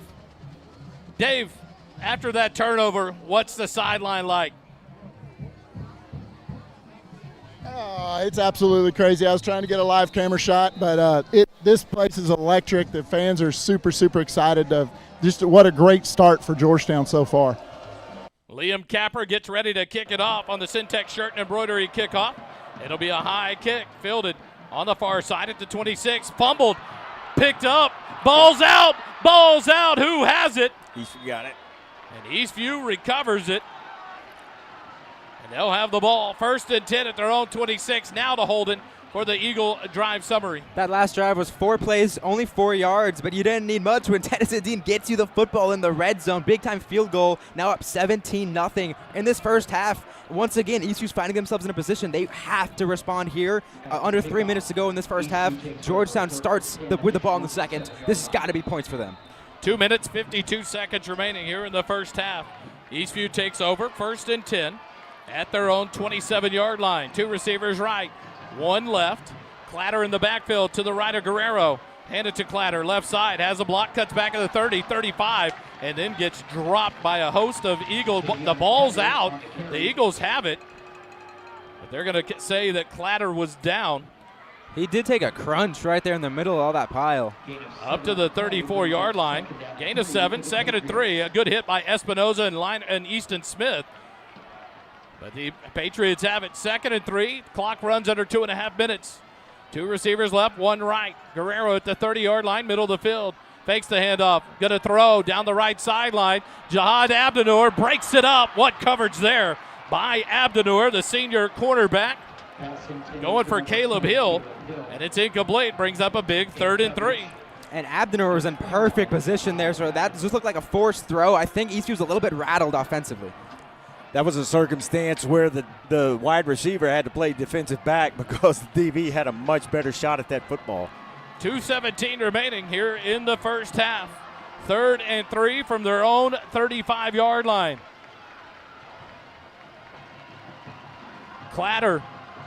Guerrero keeps it, and he's hit. Tyler Leininger. He read it when Guerrero kept it. He stayed home. The hit and the loss all the way back to the 30-yard line. And Coach Griffin takes a quick timeout with 2:06 remaining. He wants to force this punt by Coach Robertson and then have the 2-minute break and his timeouts. This defense has come to play today in this first half. I have been so impressed by what they put out here. They get the 10 seconds back on the clock. We'll take the timeout with them. Eagle football continues in just a moment. Syntex Shirt and Embroidery offers a variety of unique custom clothing and gifts, as well as personalized embroidery for schools, fundraisers, businesses, and more. Whether you need 1 shirt or 100, there are no minimum order amounts on any custom pieces. Stop by our shop at 1911 North Austin Avenue, Suite 103, and check out our in-stock spirit apparel. Visit our website at www.syntexshirt.com. Syntex Shirt and Embroidery is the official outfitter of First Responder Broadcasting.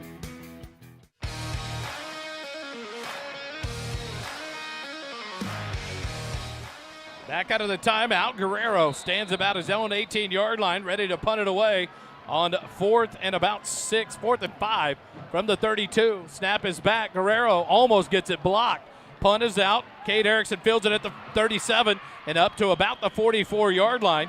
And Georgetown will be able to run one more play before the 2-minute timeout. With 2:04 remaining here in the second quarter. Coach Griffin used that perfect to his time. He got 10 seconds on it. It took 6. He gets another timeout, but a shot here. Holden talked about it a little bit earlier. I think this Eastview offense is just off of their rhythm, off of their game. They are absolutely going to have to regroup and get back to that game. They're lucky to only be down 17 instead of 21.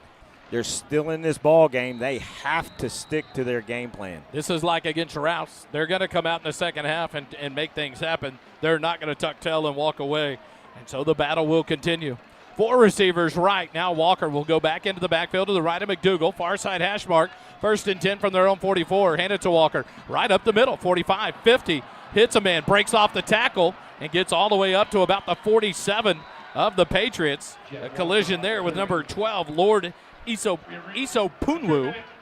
And that brings us to the 2-minute timeout. 2nd and 1 when we come back for the Georgetown Eagles here in the second quarter. 2 minutes remaining. Eagle football continues in a moment. First Downs are sponsored by Morrow from Morrow. Longtime supporter of our broadcast, Matt Morrow and his team are dedicated to providing the best mortgage experience possible. They do that by offering easy-to-use mortgage tools, including a handy mobile app, competitive rates, and assistance from experienced loan officers. Matt's loan officers understand local markets, have access to a wide variety of loan programs, and are ready to guide you through the process.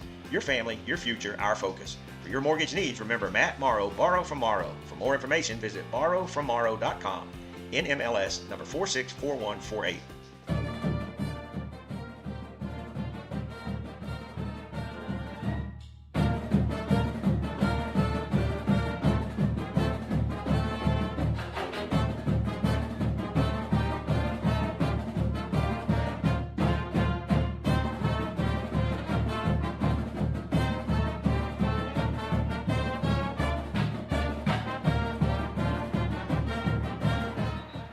Live here at Burkle Backfield after the 2-minute timeout. Georgetown will have it 2nd and 1. 2nd and a long one from about the 47.5-yard line of Eastview. You would love to watch this Eagle team run down and punch this into the end zone to end the half. No, they're going to get the ball back to start the third quarter and take that middle 8 and just own it. And the offense and defense are feeding off of each other, and the success they both had, you just see them excited, enthused, and ready to get after this Eastview team. Empty backfield for McDougal. Now Walker will join him in the backfield to his right side on 2nd and 1. Snap back. McDougal handed to Walker. Left side follows Terosian. Gets the block, gets outside, inside the 45 down to about the 43. That'll be enough for a borrow from Morrow first down. Tell you what, the stands are dead quiet on the home side of the field. The JCT Memorial broadcast booth is not rocking tonight. It was earlier. It was. But now it's not. It has been silenced and still. I think one of the dynamics about this game, Eastview as a program hasn't really been in this position before, and so I think as a fan base you might think, with a poor start like this, maybe it's just the same thing all over again. Might have taken them out the game. 1st and 10 from the Eastview 42. Snap back, handed to Walker, right up the middle. Runs over a man, breaks a tackle inside the 35, down to the 33. Another gain of 9. It's 2nd and 1. Got a little help on that one from A.J. Big Tasty Gonzalez, pushing him down the road a little bit. Then with kind maneuver and picked him back up off the ground. Turn, fake the handoff, pass out in the flat. Westfall has a block up past the 30, 25, 20, and out of bounds. A nice play, a great block by Copeland Madre. It'll be a borrow from Morrow first down for the Eagles right at the Graham & Son Landing Cattle red zone. We didn't see it on the last 2 plays, but Georgetown has had a lot of pre-snap motion, and that has caused a little bit of problems for the Patriot defense. Something about these playbooks are changing a little bit tonight. Little bit. I mean, and yeah, there's really no reason to hold anything back right here. Rivalry game. This winner takes sole possession of first place. You got to let it all out. Snap back to McDougal. Hand it to Walker. Left side. Follows a block. Cuts off. Gets inside the 20. Down to about the 17. 1:15 remaining as the clock continues to run. Georgetown still has 2 timeouts. Eastview still has 2 timeouts remaining. Now, naturally, you don't want to leave any clock left for Eastview to score. You also want to make sure you have enough clock to score. So it's going to be interesting to see how Georgetown's coaching staff plays the clock here with the 2 timeouts, like you mentioned, now with a minute to go in the second quarter. It's got to be a little deflating for this defensive front for Eastview because they had that play bottled up really well, but Jets still able to get 3 yards off of that gain. 2nd and 7, 50 seconds remaining. Weston Stewart to the left of McDougal. Westfall in motion. Snap back.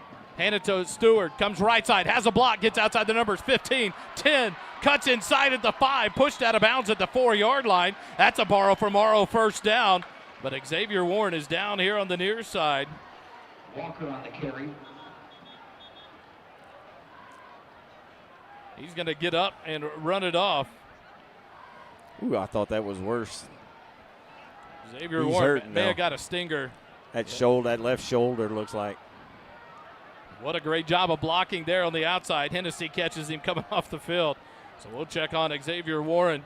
But a big 1st and goal for the Georgetown Eagles. 38 seconds remaining because you get the first down, but Stewart gets out of bounds. And what a nice run there by Weston Stewart. Comes in, gets outside, and has that block from his defensive or his wide receiver Warren. But he does a great job to cut it back in, Kelly, to get more yards before going out of bounds.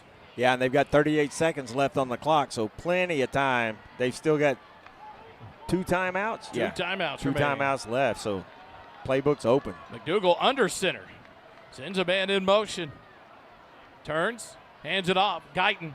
There's the penalty flag comes out. Guyton breaks the tackle, drives for the end zone, dives for it, and he's in. The line judge is out of position, didn't call it. He was worried about the flag, but they're going to call illegal motion. Legal motion. Offense, number 12. Penalty. Replay first down. That's why I didn't throw his hands up. How do you call an illegal motion on a quarterback? He was under center. I don't know. We'll have to find out. But write that one down for the coaches show this week. A legal motion on a quarterback under center. He's asking him about it, too. So it's 31 seconds remaining. Backed up to the 10-yard line. 1st and goal for the Eagles.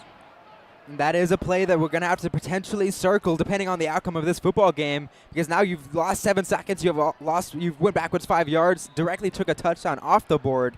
Might be something we're going to have to look back on later. tell you what, all three running backs putting on a show tonight, Kelly, as Guyton broke a tackle there and battled his way into the end zone. Yeah, and we've talked about it several times about Eastview being really susceptible to the run. Georgetown taking advantage of it. 4 men in the backfield. A triangle around. Now Madre empties out. McDougal hands it off. Walker right side gets a block into the end zone. Touchdown, Georgetown! Jet Walker, but the motion is playing havoc with this Eastview defense. And Jet Walker slips 1 foot tackle into the end zone for the touchdown. Boy, if Coach Griffin could have written a script, this is it. He did a great job writing it. He did. I tell you what, 27 seconds remaining. And now we have the Oak Ridge Disciple House extra point affair. Is now Galaviz now out wide left. 2-point attempt here for the Eagles. 3 men right, 3 men left, and now let's close it in. Let's do the extra point kick, brought to you by the Oak Ridge Disciple House and Josh Harris, proud sponsor of Georgetown football for the last 15 years. Galaviz ready to go, snaps back, the hold is down, the kick is up, and the extra point is good. 27 seconds remaining here in the first half, and Georgetown leads it 24-0 over the Eastview Patriots. Quick timeout. Georgetown and Eastview. The game continues after this. Insurance, financial, and HR services are more valuable when they consider your specific needs. That's why Higginbotham Insurance Brokers works hard to understand your priorities so we can get you covered on day one and provide year-round value. From risk management and claims advocacy to benefit plan design and administration, the specialists of Higginbotham are here to turn your uncertainties into possibilities. Contact Jay Hubenak at 737-245-1303 or visit the website at higginbotham.com.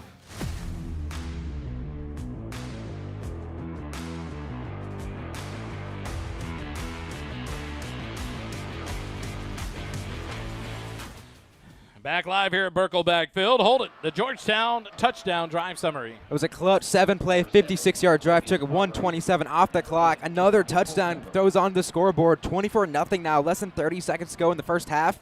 But the story for me has been the defense. Eastview has 0 third down conversions in the first half. And that's one thing that Georgetown struggled with against Rouse was getting them off the field on third down.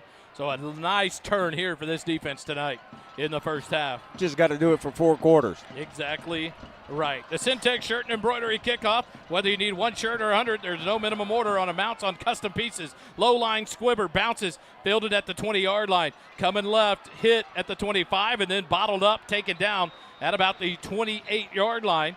And that's where Eastview will take over with 21 seconds remaining here in the first half. 1st and 10. Tough choice for the Eastview coaching staff right now. Do you take a shot? Do you just run this clock out, get to the halftime, and try to make some adjustments? Georgetown kind of expects possible shot here as they have the prevent defense in. Run play could gain some yardage right now with the way the defense is set up. But you want to see this Georgetown, you're going to have this underside of this prevent defense. Watch. Clatter gets the handoff left side, follows it up 35-40. Legs cut out from under him. It'll be a first down up to the 40-yard line. 14 seconds left. They'll stop it while they set the chains, but I think Coach Robertson has had enough of this one. He's not going to call the timeout. They're going to wind the clock, and I think Guerrero already has his helmet off. Eastview's going to call it a half, and that's going to be the end of quarter number 2. 24-0. Georgetown leads it over the Eastview Patriots. If you listen through the crowd mic, that's all the Georgetown stands on the far side of the field making the noise for their Georgetown Eagles, who lead it over Eastview at the half. 24-0. Georgetown leads it. When we come back, the Georgettes, the Georgetown Eagle Band, and then a halftime visit with Dr. Devin Padaville. Dave, do you have Coach Griffin? Nope. Nope, he got away. All right, we go to the half.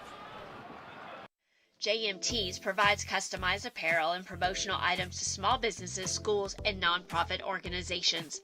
Our services include screen printing, embroidery, and promotional items. Our game-changing direct-to-film printing allows JMTs to print full-color graphics on your garments. JMTs has the experience and confidence to take on any order. Visit the website at jmts.com or call us at 512-388-5555. First Downs are sponsored by Morrow from Morrow. Longtime supporter of our broadcast, Matt Morrow and his team are dedicated to providing the best mortgage experience possible. They do that by offering easy-to-use mortgage tools, including a handy mobile app, competitive rates, and assistance from experienced loan officers. Match loan officers understand local markets, have access to a wide variety of loan programs, and are ready to guide you through the process. Your family, your future, our focus. For your mortgage needs, remember Matt Morrow, Borrow from Morrow. For more information, visit borrowfrommorrow.com. NMLS number 464148.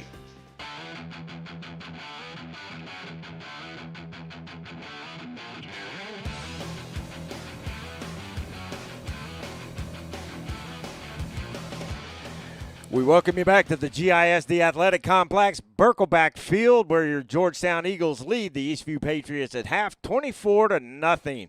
We're going to let you watch the Georgetown band and the Georgettes, and then we'll be back with Dr. Devin Pattaville. Stick with us, folks. Our Lieutenant Katie Altman, Lieutenant Ashley Adler, Lieutenant J.J. Rosarelli, First Lieutenant Brittany McLean, and the Georgette captain is Ella Lishka. The sparkler officers are Lieutenant Grace Whiting, First Lieutenant Alyssa Gavini, and the sparkler captain is Brooklyn Winslow.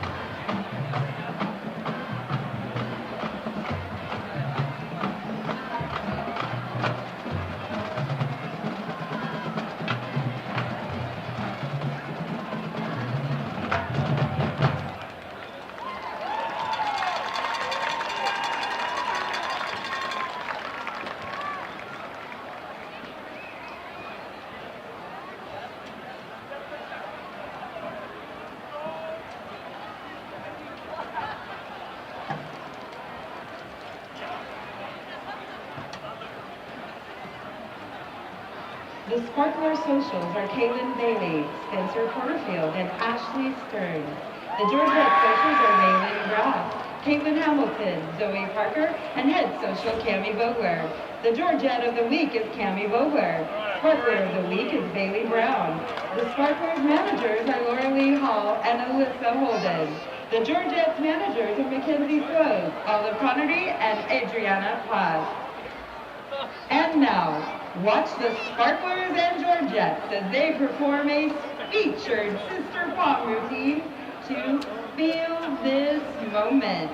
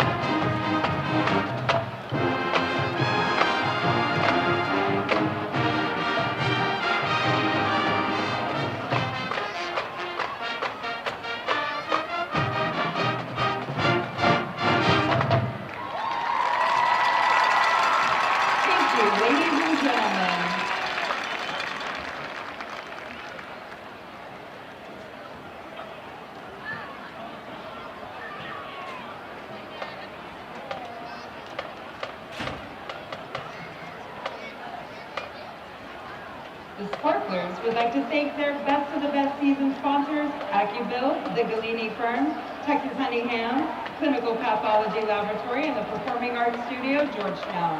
The Georgettes would like to thank their platinum sponsors, Covert Hutto, the Dog Ranch at Liberty Hill, Garage Living, Georgetown Family Orthodontics, Performing Arts Studio, and 7K Ranch.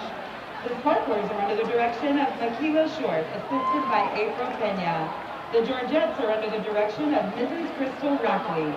The Georgetown Band would like to thank our generous sponsors, Baker Avial Rentals, Double Dave's Pizza, Headwater Commercial Realty, Pecan Branch Furniture, Pierce Insurance, Profab Rigging and Welding, Schlatsky's Georgetown, Smoky Moe's Barbecue, Share Tea, Nibby Ice Cream, Wandering Ass Ranch, David and Carol Holmes, Endodontic Associates of Central Texas, Lauren Decor Georgetown, Glow Yoga Georgetown, Gemstone Auto Paint Supply, Star Elite Defense LLC, The Door Company, and Texas Honey Ham Co.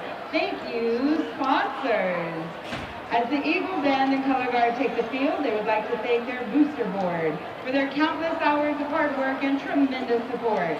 The band is led on the field by drum majors Bailey King and Rocker Rackley. The color guard captain is Lily Eden.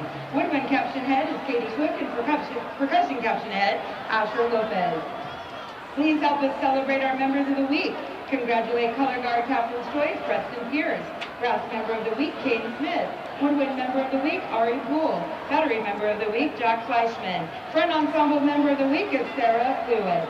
The Eagle Band section of the week is the color guard. And our Eagle Band parent of the week is our amazing treasurer, Melissa Lord. The Eagle Band would like to dedicate tonight's performance to all survivors and those currently fighting breast cancer. The Eagle Band wishes the EVHS Patriot Band the best of luck for the rest of their season. The next band in Conference 5A is the Georgetown High School Band. Their program is entitled Down the Witch's Road. Down the Witch's Road includes the Ballad of the Witch's Road by Lopez and Lopez, The Death Hunt by Herman, Witches on a Rampage by Debney, and The Hut on Fowl's Leg, Baba Yaga, from Pictures at an Exhibition by Mussorgsky. Drum majors Bailey King and Walker Rackley. You may begin your performance for the UIL Region 26 Marching Band Contest.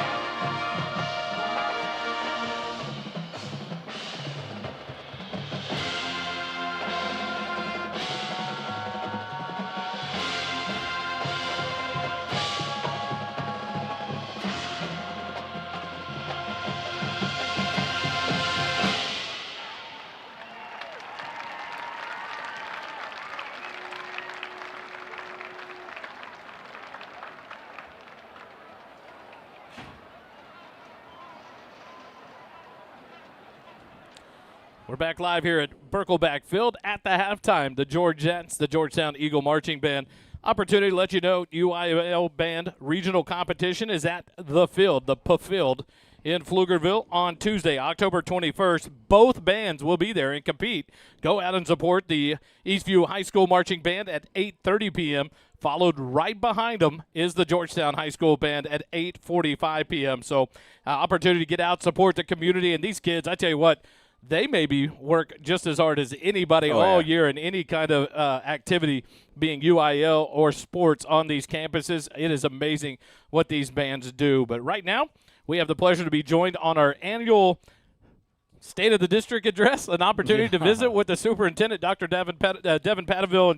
And Dr. Patteville, we appreciate it. I always try to catch you at Meet the Eagles when it first comes up before football even starts. And, hey, can we talk to you at Eastview game? We love the opportunity to come in and just catch up and what's going on. But what a great time to be a Georgetown fan for Georgetown ISD between two great programs right now. You know, I was talking to someone out on the field, and he was saying, we think this is the biggest crowd we've ever had for this game. And how good is this for Georgetown, Texas, to have two highly competitive teams, so much school pride, and see both schools kind of take it on the field. And we felt like Coach Griffin all week kept putting it into the football chat. Parents, you need to buy your tickets. It's going to fill up. Oh, and, man, what a turnout by this town. I don't know if any businesses are even left open right now in I don't know where people parked. That is true. They are all over. Talk to us about the state of this. We got the groundbreaking on the new high school, the fourth high school coming. That was in your sights right when you got here and took over. How is that going, and what's that look like in the I guess the initial talk about this school district and the future of Georgetown High School? Well, I can't believe I'm starting year 3, and during year 1, this community was so supportive and passed that 2024 bond, and the meat and potatoes of that bond is that high school. It's going to be a 5A high school. We'll be big enough to have at least 2,200 students, and the site will be right around Lake Georgetown on DB Wood. We had the groundbreaking for it last Thursday, and I mean that thing will be ready for business August 2028. Wow. And so it's so exciting for the community. The $1 million question right now is, what is the attendance zone going to be? But it is way too early to tell. That'll be a decision we hit in 2027. I was about to ask if we were having breaking news. Yeah, breaking news. I'm going to unveil it right here for your viewing audience. Yeah. Watch the viewer count just go skyrocketing. What did he just say? Where am I going to be going in? Yeah. So you and I had a conversation before the game got started. When you got here, just over 12,000 students, but this district has exploded in the past 2.5 years. So we had about 12,900 and change, and this week we welcomed student number 14,000. Wow. So I'm pretty excited about that. We're actually going to make it a big deal. Number 14,000 doesn't know he's number 14,000. It's an elementary student. Not going to go any further than that. But we're going to make it a big deal next week. We're going to be able to celebrate them and welcome them as student number 14,000. It's really kind of a watermark for us as a school district as we just continue to grow, but retain what makes Georgetown, Texas special. Taking that and going to the questions of all the changes coming within the state legislature and this House and the Senate, with the governor pushing towards vouchers and everything, that affects everything about every public school out there. 100%. Georgetown, how have they reacted to that? How is that going? And because it's going to affect staffing, it's going to affect attendance, it's going to affect everything.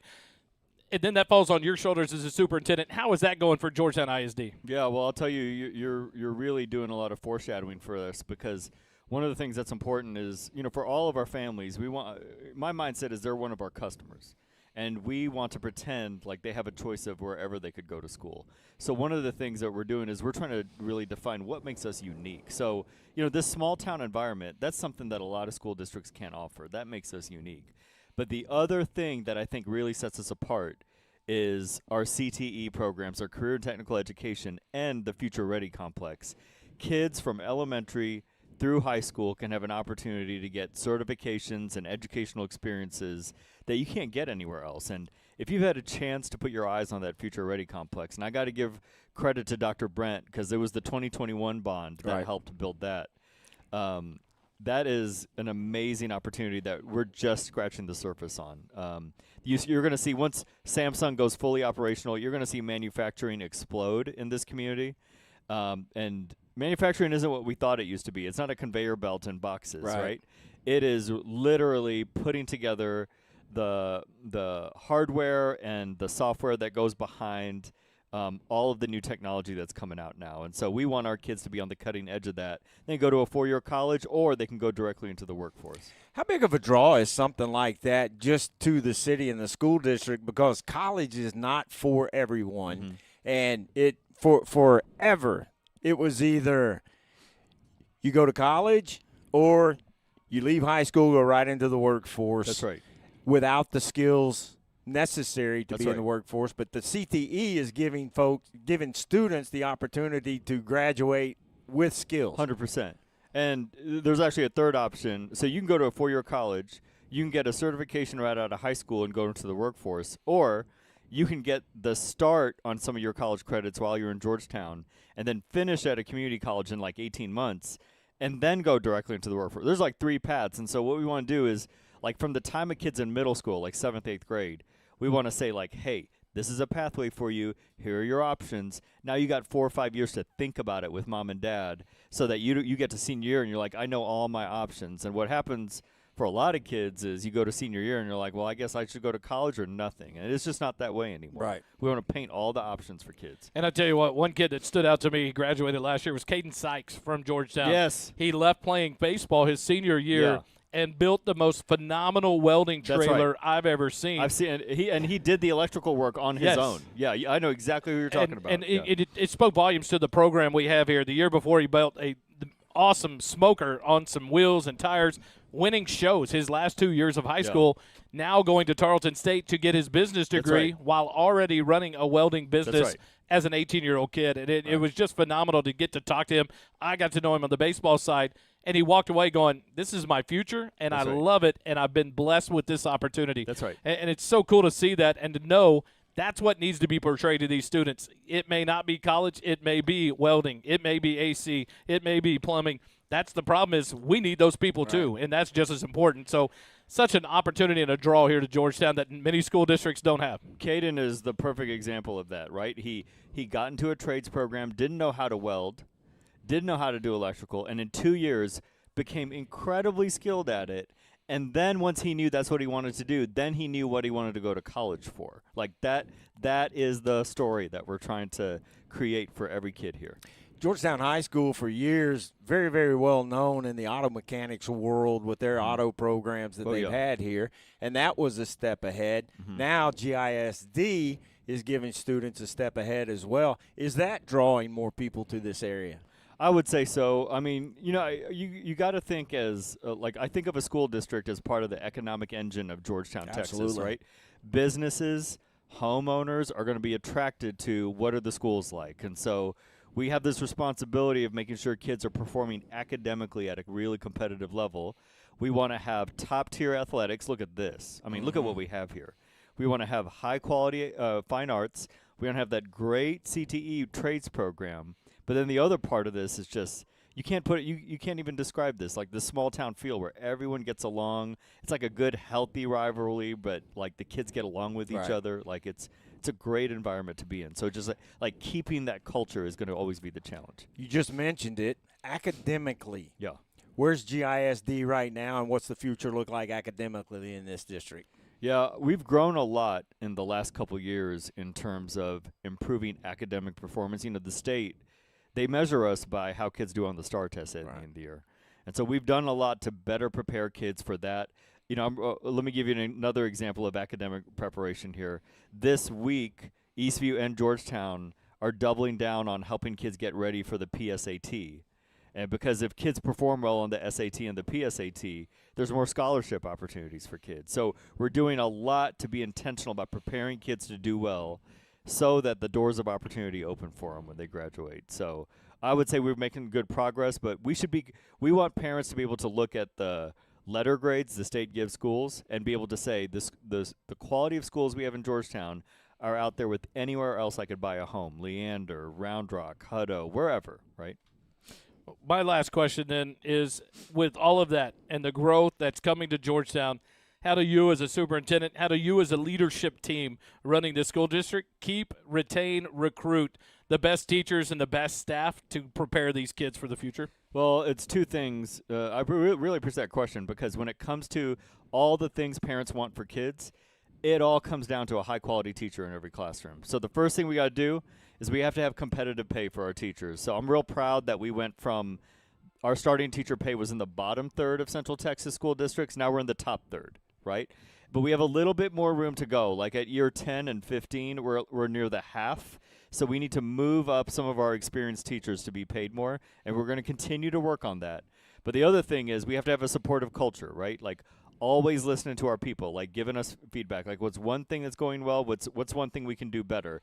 Tell us about your experience. We do a lot of listening and focus groups, and then responding to it, because we want teachers to feel like, hey, the leaders of our district listen to us, and then they do something about it.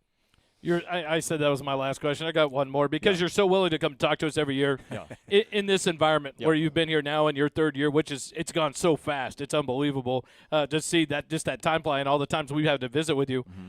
What keeps you here, and what's made you fall in love with Georgetown ISD? Oh, man. I tell it to people all the time. This community has been so personally so welcoming to me and so supportive to me.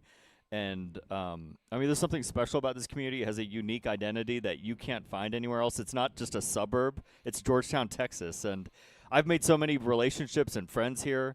People really care about the schools and care about the kids here. I've gotten to know kids, and there was a sixth grader I met on my first day on the job, and she's an eighth grader now. She invited me to her volleyball game. Just randomly emailed me like, "Hey, can you come to my volleyball?" Awesome. That's so special to me. You can't buy that. No, you can't buy that. It's Dr. Devin Padaville. We'll mispronounce it every year he comes in here, because then you get nervous when the superintendent's talking to you. But we feel like we're able to come and talk to you at any point and bring you on the air and join us. And we appreciate you and giving us that time to bring our own version of the state of the district address. Thank you so much, Dr. Padaville. We appreciate it. Go enjoy it now. Maybe get a break. I've seen you all over here tonight, so we appreciate the time here in the booth tonight. Thank you so much. Thank you. I appreciate it. We'll take a quick time out. When we come back, it's time for second half. Go, Dave, go. Yep. We've got Coach Griffin. You could not have scripted that first half any better. What do you tell your team? Man, we just got to keep our foot on their throat. That's kind of team they are. They're really talented. We just got to keep pushing and keep making plays. Go get them, Coach. Guys. Now we'll take our quick time out. We got to get the visit in with Coach Griffin. It's halftime. We'll be right back. Third quarter action. Georgetown leading 24-0. Stay with us.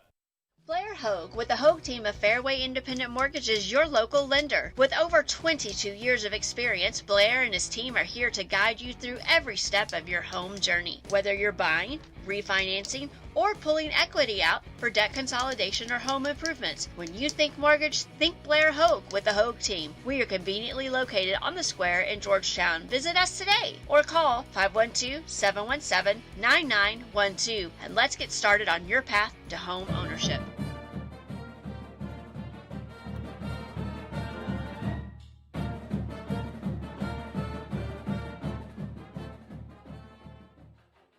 Well, it's kind of a modified halftime stats with Holden, brought to you by Graham & Sons Cattle Company.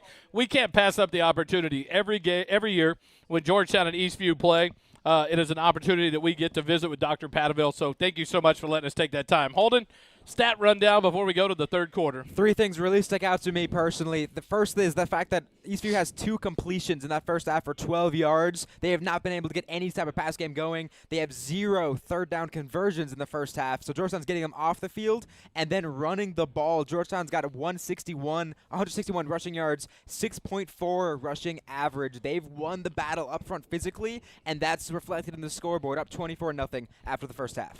The Jet stats?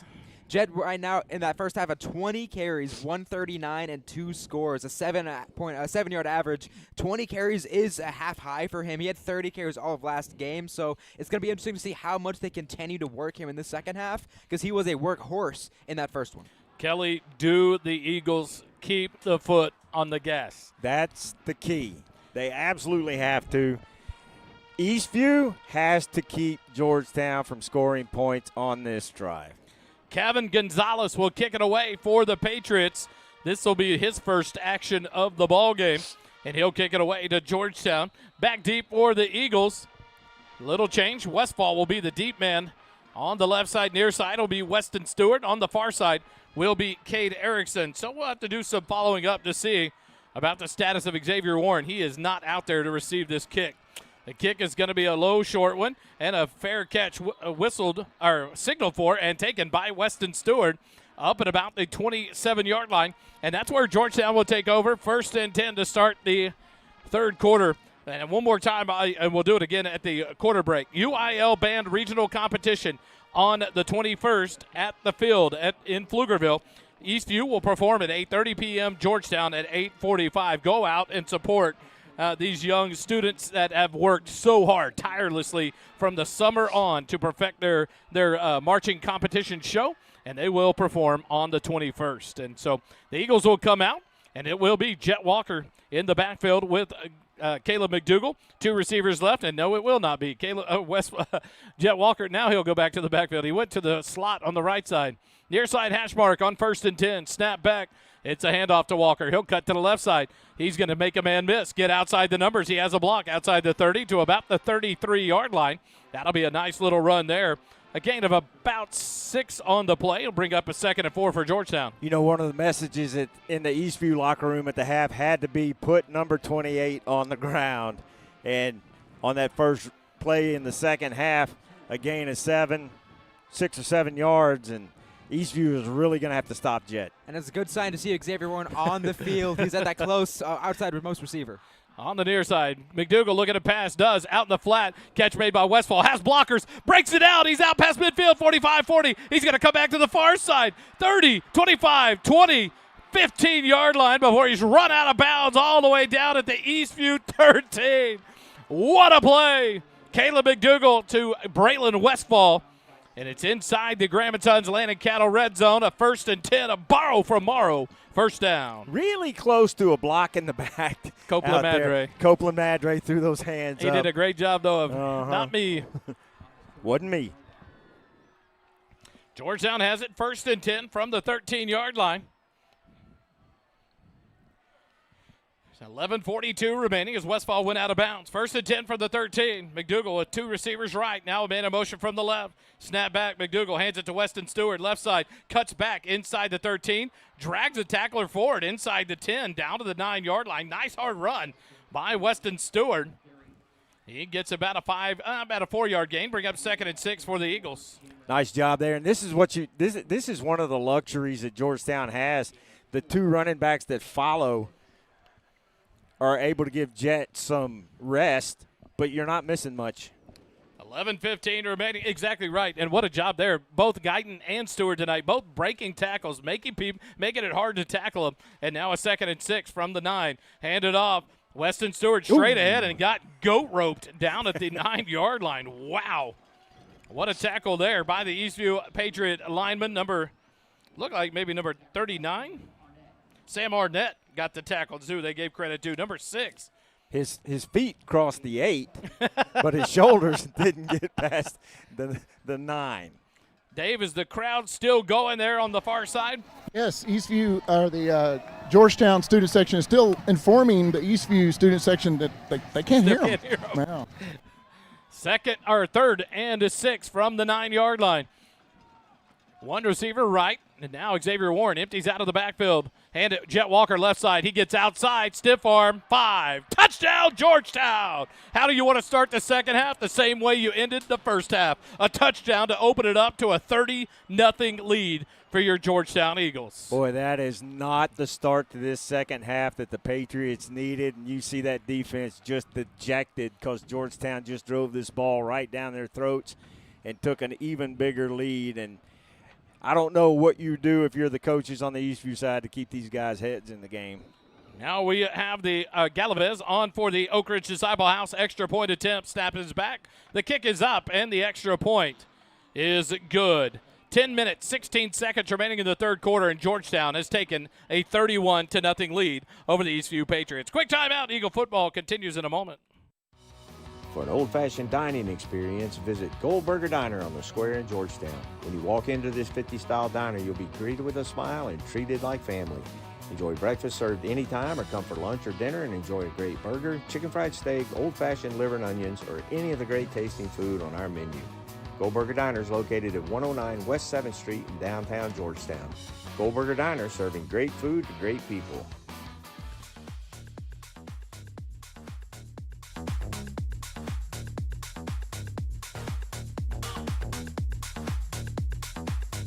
Back out of the break. Georgetown scoring drive summary brought to you by Holden. It was a quick one, 5 plays, 73 yards, 144 off the clock, another touchdown for the Eagles. And coming into this football game, we talked about it pregame. The question was, who's going to help manage the emotional win last week better to start this game? And Eastview has just looked totally discombobulated from the first snap. And Georgetown has looked professional, buttoned up, and once again, a 31-0 lead, a big-time rivalry for Georgetown. Syntec shirt and embroidery kickoff. Liam Capra kicks it far side, fielded at the 20. Coming near side, 25 has a block, being chased to the 30. 35, what a hold, no call. And finally pushed out of bounds. Kate Erickson was pulled sideways and still running and couldn't get a flag. And the Patriots get the return. And so right there, though, Georgetown has done a good job of focus kicking to the far side.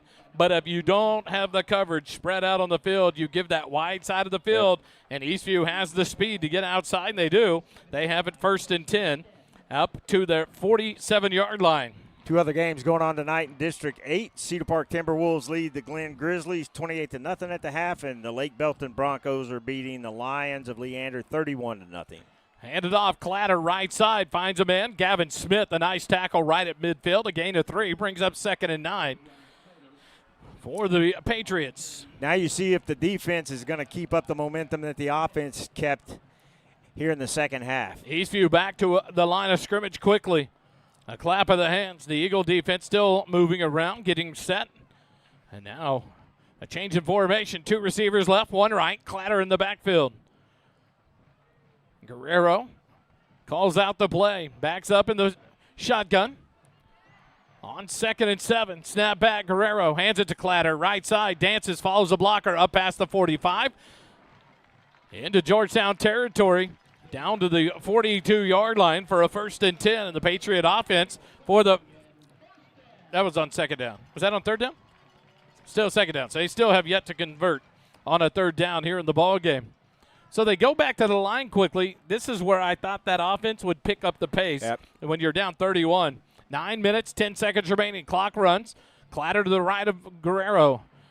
Handed off. Clatter cut back in the middle and then hit.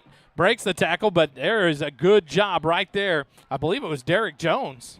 Number 49. Nope, 29. Easton Smith held on for that tackle. Didn't let go of the foot of Clatter, and he went down after a gain of just about 1.5. Brings up a 2nd and 9 for the Patriots. And Eastview's doing exactly what they have to have. You got to stay in your game plan. You can't get it all back in one drive, so they just have to get some points on the board and try to get something to build on.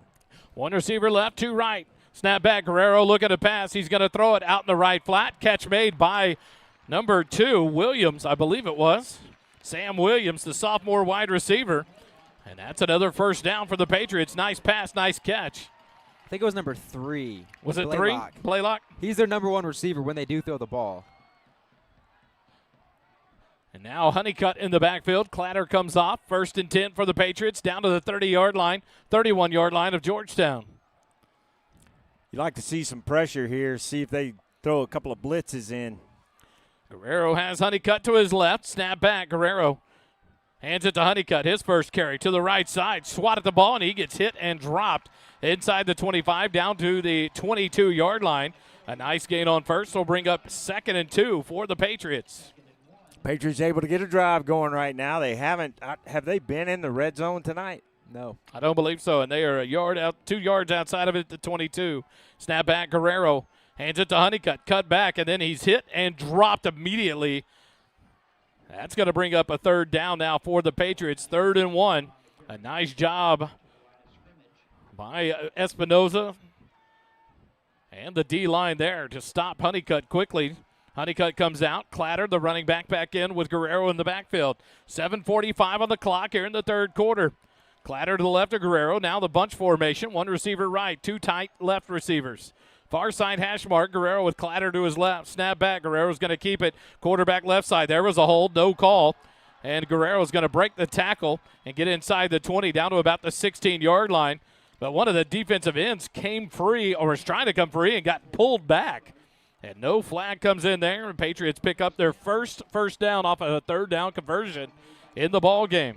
If Eastview can put some points on the board, I would anticipate in their next possession you'll get some of that tempo, but they've got to get focused and put some points on the board on this drive. 1st and 10 at the Georgetown 16. Near side hash mark. Snap back. Guerrero hands it to Clatter, right side, and he'll move forward all the way up to about the 10-yard line. They'll mark him down at the 11. That'll be a gain of 5. Bring up 2nd and 5. A lot of the damage done here in this first drive for the Patriots is on the ground between Clatter and Honeycutt with one run by Guerrero. Yeah, near the end of that first half, Eastview got away from that run game, and they were having a little bit of success in it, but right back to it now and able to move this ball down the field. Throw out to the right flat, broken up, Jihad Abdenur. Excited there as he broke that one up. Really nice defense by Abdenur out there because I thought that ball was caught, but he kept working, fighting to knock that ball out for the incompletion. Out of the hands of, I believe, Caleb Hill, number 10. That brings up a big third down, 3rd and 5 for the Patriots. 6:43 remaining here in the third quarter. 2 receivers left, 1 right. Guerrero with Honeycutt to his left in the backfield, middle of the field. Snap back, Guerrero fakes a handoff, pass across the middle. Catch is made, a touchdown for the Patriots. He paid the price, but into the end zone, touchdown for the Patriots. And they cut it down to a 25-point deficit now, 31-6. Looked very similar to the play Rouse scored on 4th and goal last time. A fake delayed handoff and then just a seam route from the inseam tight end. A great job holding on to the ball through the contact for Eastview's first points of the ball game. Eastview will line up and go for 2 here. 6:38 remaining here in the third quarter. Their first points of the ball game come on about an 11-yard touchdown pass. Who was it to, Holden? Mikhail De Leon, I believe, caught the ball. Mikhail De Leon, the senior tight end. Guerrero around the near side. He'll take it into the end zone. That's the play almost exactly they ran against Cedar Park to score the final touchdown. And Guerrero punches it in for the 2-point conversion. 6:38 remaining third quarter. Georgetown 31, Eastview 8. Georgetown football continues in a moment. Instant replays are brought to you by J. Byron Custom Homes. J. Byron Custom Homes is an established home builder that is expanding into more areas of Central Texas, including Georgetown, Cedar Park, Leander, Marble Falls, and more. Whether it's a new custom home or a remodel of an existing home, J. Byron can meet and exceed your expectations. With over 50 years of building experience, J. Byron Homes will work hard to see that you have the house you want to call home. J. Byron Custom Homes, exceptional craftsmanship with a personal touch. For more information, visit our website at jbyronhomes.com.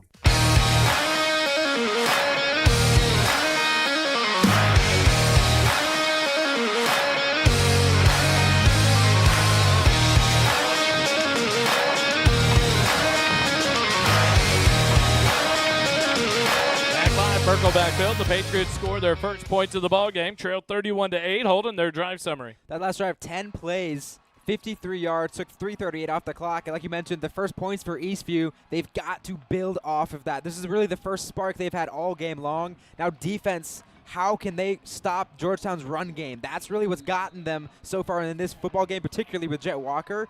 What do they do differently to try to negate Georgetown's ability to just run the ball down their throat? Kevin Gonzalez back to kick it away.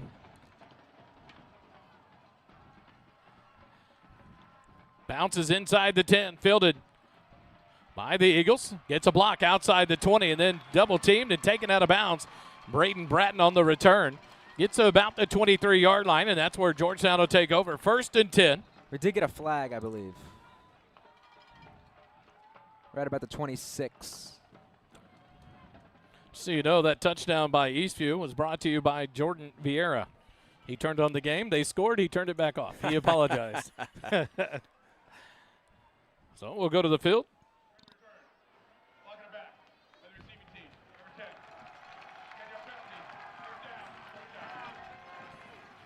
So the block of the back whistled on the Eagles' number 10, Royal Mitchell, the backup quarterback. So it'll back the Georgetown Eagles up from their 23. Back to the 13-yard line. So Georgetown, their worst starting field position of the night, will come here at the 6:29 mark, leading at 31-8. That touchdown put a little fire in some of these Eastview players, so we'll see if that can carry over to their defense. Right now, Georgetown has to stay focused and just keep running their game as they have this whole up to this point. This is where you want to see the gas pedal continue to be floored by the Eagles. Guyton and Stewart in the backfield beside McDougal. Fake the handoff. Pass out in the flat. Xavier Warren makes the catch before being pushed out of bounds. See where they spot him. They'll pull him all the way up to about the 18-yard line. That'll be a gain of 5. Bring up 2nd and 5 for Georgetown. It's a great job by Warren working back to the football because McDougal had to pump it more times than he'd like to because the route to throw the ball was a little muddy. And so great job to him working backwards, not letting the DB cut in front and make a play. 2nd and 5. 6 minutes remaining as the clock runs here in the third quarter. Georgetown 2nd and 5 from their own 18-yard line. 3 receivers right, none left. Snap back to McDougal. Hand it to Jet, left side. Makes the man miss, gets a block, and up past the 30, 35. Ball's out, and the Eagles can't get on it, and it's going to be turned over, it looks like, to the Patriots. Nope, Georgetown may have fallen back on it at the 50-yard line. Wow, what a break. And something you rarely see out of Jet, losing that football. The Eagles are going to fall back on it looks like, at the 49 of Eastview. Earlier in the game, I noticed Jet was carrying the ball away from his body a little bit, and I'm wondering if that happened in that moment. A big fumble there, but Georgetown jumps back on it, keeps the drive alive now into the Patriots side of the field. 1st and 10, a borrow from Morrow first down at the 49 of Eastview. Like you mentioned, Kelly, what a break for the Eagles that was. It's 2 receivers left, 2 right. Empty backfield now. McDougal looks chased out, throws it over the head of Stewart, out of bounds. That play was long developing and good coverage by the Patriots. That'll bring up 2nd and 10, 5:21 remaining here in the third quarter. That was one that the defense recognized from film because they had that route in the middle of the field double covered out there. They're using zone coverage out in the middle of the field, and it was locked up, so Caleb just had to throw it away. 2nd and 10 from the Patriot 49-yard line. 5:21 remaining here in the ball game. 31-8 Georgetown. Took their opening drive of the second half and punched it in for a touchdown. The Patriots responded with their first score of this game. And now Georgetown's offense going back to work. Snap back to McDougal. Has to throw. Ball's tipped. Falls harmlessly to the ground. A lot of pressure there by number 11, Jaheim Smith, the senior linebacker.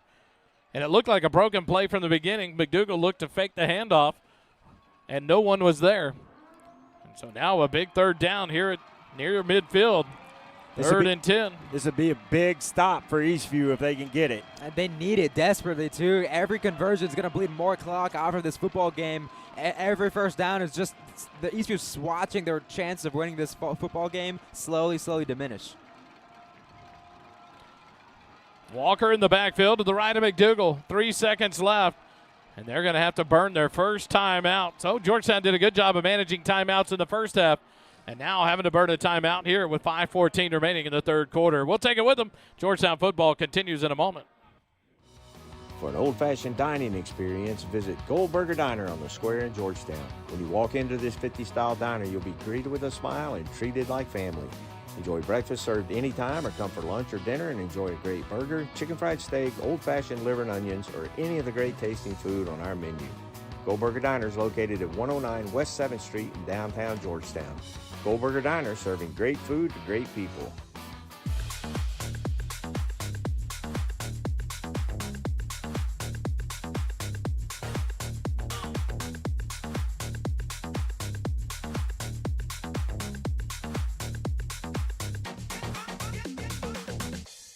Back live here at Birkelbach Field. Georgetown takes their first time out of the half. That's going to be part of the thing to watch here, Kelly, as Eastview battles back and forth with the Eagles in the second half, trying to get back into this ball game. Who has those timeouts when it comes needed in the fourth quarter? Big third down here. If Eastview can get off the field on defense, give them a little more spark. 3rd and 10 for the Eagles from the 49 of Eastview. They got to get to their 39-yard line. 3 receivers right, 1 left. Now Xavier and Warren in motion to the left side. Walker to the left of McDougal. Snap back. McDougal looking. Pressured. Hit. Ball's out. It's incomplete. McDougal hit in the backfield. So the pressure from the defensive line of the Patriots has stepped up here in the second half. McDougal has been rushed in the last 3 attempts. 3 big incompletions, and it's 4th down. Really no resistance on the edge from that edge rusher. He just had a clean shot at Caleb. And really importantly here, now the clock stopped 3 plays in a row. Still over 5 minutes to go in this third quarter. Eastview's still got some life to them. Back to punt is Braylon Westfall. Stands at his own 35, almost has a snap over his head, gets the punt away. Spiral punt low, bounces at the 30, inside the 25. They'll move away from it, and the Eagles get a kind roll inside the 15, and it'll be downed in between about the 13.5-yard line. And Georgetown will be smart. They let the clock run until the whistle blown. Oh, yeah. And with 4:55 remaining, quick change of possession. We'll take a quick break. Eagle football continues. Holden's first half stats, the third quarter, and post-game wrap-up are brought to you by Graham & Sons Land and Cattle. Graham & Sons is a cow-calf operation here in Central Texas, growing calves, cotton, corn, and wheat for commercial customers. Austin Graham and his team of crazy cowboys and cowgirls produce some of the best-tasting meat the first responder broadcasting team has ever eaten. Thank you, Graham & Sons, for your support of our broadcast of Georgetown Eagle football. Eastview has the ball. 1st and 10 at their own 13.5-yard line. Handed off. Clatter left side. Breaks a tackle outside the 20, 25. Up past the 30. A big run there by the big man, Javion Clatter, the junior running back, 6 foot, 198 pounds. And back to the line they go. 1st and 10 from the 31. Snap back, hand it to Clatter, left side, follows the block, but gets hit and dropped about the 33-yard line, make it the 34. That'll be a gain of 3, bring up 2nd and 7. There's some of that tempo that we were talking about a little bit earlier, and I anticipate Eastview is going to keep that going. Right now, this Georgetown defense has to just pin their ears back and get after that football. 4:20 remaining. The clock continues to run. Guerrero in the backfield. Clatter to his left. 2 receivers left, 1 right. Now they'll slow it down here on 2nd and 7.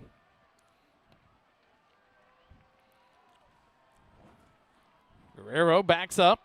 Near side hash mark. Snap back. Guerrero. Swing pass to Clatter in the backfield. 30. 35. Gets a block up to about the 37-yard line. Now they're going to spot it generously up to the 39.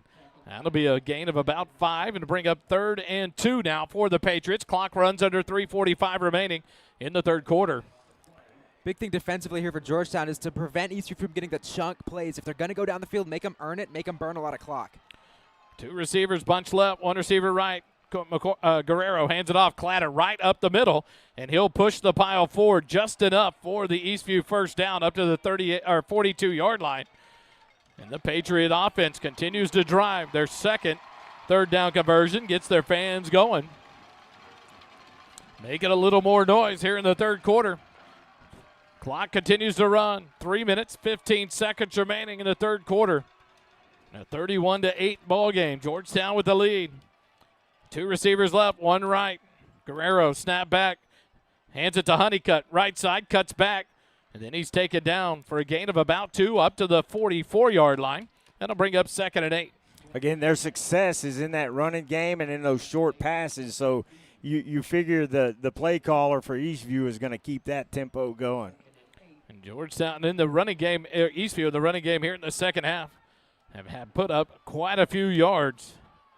Trying to get back into this. Honeycutt to the right of Guerrero. Guerrero drops back to pass. Throws it down the left side, has a man wide open, but Guerrero missed by about 7 yards out of bounds. Alan Blaylock was wide open, had gotten behind coverage, but the pass was about 5 yards out of bounds and 2 yards past him. The incompletion brings up a big 3rd and 8 here. This is a big 3rd down for Georgetown defense. If Eastview can convert 2-point conversions, it's going to take 3 possessions, so they can't give up any possessions without putting points up. Guerrero, 2 receivers left, 1 right. Honeycutt to his right. Clap of the hands now, looks near side. Honeycutt moves to the left side. Middle of the field on 3rd and 8. Snap back to Guerrero, fakes the handoff, pass, receiver screen. 35 makes the man miss, and then gang tackle. Ball's out! Georgetown has it. Johnny Decker dives on it, and Georgetown gets their second turnover of the ball game. That is a huge turnover in this game. And the Eagle defense steps up on this drive. I think they learned a couple of lessons on that last drive, and they really started putting some pressure up there and attacking those run lanes. Turnover for the Eagles. Alan Blaylock made the catch on the wide receiver screen. Tries to make men miss. Had to make something happen holding on a 3rd and 8. He was about 3 yards forward.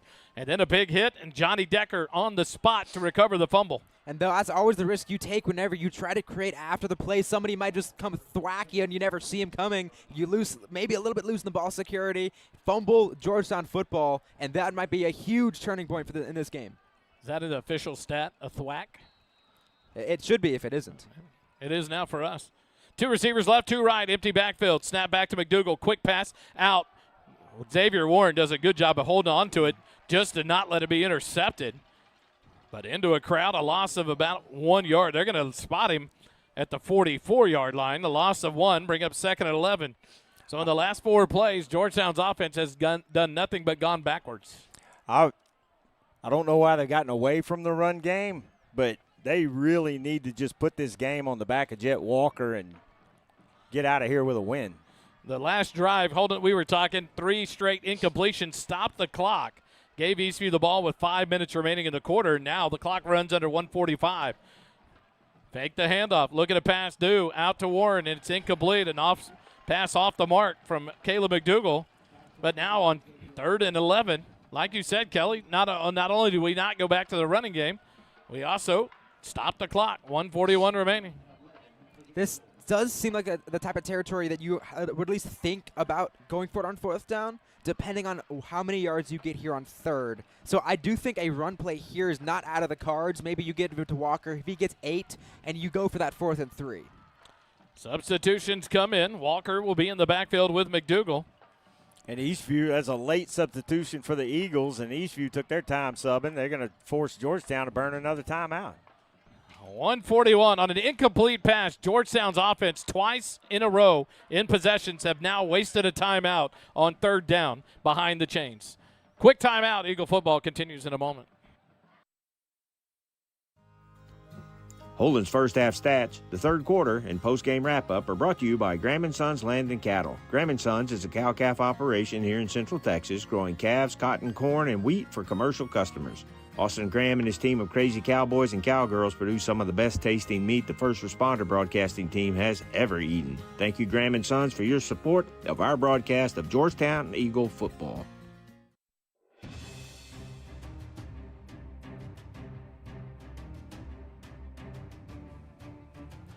Back out of the timeout by Georgetown, their 2nd timeout here in the 2nd half. Hey, our buddy Frank Miranda asked a question because he checked in late. We do not have replays tonight, normally brought to you by J. Byron Custom Homes. Our replay system had some issues. They are replacing it for us, but they're a huge company, so it's taking time. JCT Memorial Broadcast Booth is brought to you by JMTs. They provide customized apparel and promotional items to small business, schools, and nonprofits. JMTs has the experience and confidence to take on any order. Give them a call. Visit them online, jmts.com. Omar, Susie Tompkins, proud owners, proud supporters of First Responder Broadcasting. Georgetown Eagle football. In the Graham & Sons Land and Cattle Company 3rd quarter that seems to have taken all night. 141 remaining. Georgetown 3rd and 11 from their own 40 or from the Eastview 43. Offsides, unabated to the quarterback. I was going to say you got to blow that before somebody hurts Caleb McDougal. Tyson Isha Woku. There we go. So now, Holden, I think you are right we're right in that realm. 3rd and 6 now after the 5-yard penalty. You give it to Jet Walker here, get 5 yards, 4 yards. If you don't get it the first down, now on a 4th and 1 or 2, you may take a shot inside the 35-yard line. Not just that, but a run play would actually bleed at least some clock off of this possession, and that's the biggest enemy for Georgetown right now is the time. They want to get rid of as much of it as they can, so just seal the deal and get out of here with a win. Frank's trying to get Doppler Dave fired because he wants him to go tell coach to run the ball. 2 receivers left, 1 right. McDougal will send Walker out. Now back in. He'll take that. No handoff. Pass across the middle, and it's incomplete. So we stop the clock again on 3rd and 6 with 6 straight pass incompletions for this offense. Unbelievable. I don't get it. You have a 31-8 lead with 1:35 left in the third quarter, and we've thrown 3 straight incompletions on 2 straight drives, 6 incompletions in a row, and now lining up for another punt without a punter. Yeah, the McDougal went off the field, and Westfall didn't come out either. And now here comes Johnny Decker on to punt. 5 on the play clock. Snap is back. Johnny Decker will get the punt away. Wobbly punt near side, inside the 15, inside the 10. It's going to keep rolling. And someone touched it at about the 5-yard line. May have rolled inside about the 3 or 2-yard line. But the Eagles will down it at the 6-yard line. And now Eastview will take over with 1:24. This may be the longest third quarter I've ever broadcast because of all the incompletions. I was amazed at how quickly that first half went, but now it's not. Georgetown's defense back on the field. You got to expect they're going to pin their ears back and come after Guerrero a little bit here, knowing Eastview's got to take it 94 yards. 1:24 remaining. Clatter to the right side of Guerrero in the backfield. Near side hash mark. 2 receivers left. 1 right. Snap back. Hand it to Clatter left side. And there's Easton Smith coming off a block. Makes contact. Clatter will get forward up to about the 30. Now they'll mark or the 10. They'll mark him at the 11-yard line. That'll be a gain of 5. Bring up 2nd and 5 for the Patriots. Clock runs under 1 minute now left in the third quarter. Eastview's really been doing Georgetown's job for them with how much they've been running the football, but they've also had some success with that. Now, if they continue to get those short games, they're not going to have enough time to win in the end, but the Georgetown will take that. Guerrero, swing pass out in the right flat. Clatter makes the catch outside the numbers, and he's off to the races. Cole Mitchell's going to knock him out of bounds with probably a touchdown-saving tackle. Cade Erickson had a line on him, but it would have been a foot race. But it's a big first down conversion for the Patriots out to their own 29-yard line. Just an extension of the run game there for the Patriots. 45 seconds left here in the third quarter. 2 receivers left, 1 right. Guerrero moves Clatter to his left side. Far side hash mark on 1st and 10. Snap back, Guerrero looking long. Has a man out in the flat near side at the 30 and dropped at the 32. Gavin Smith makes the tackle, but Gavin Smith having a hard time getting up. Looks like a cramp.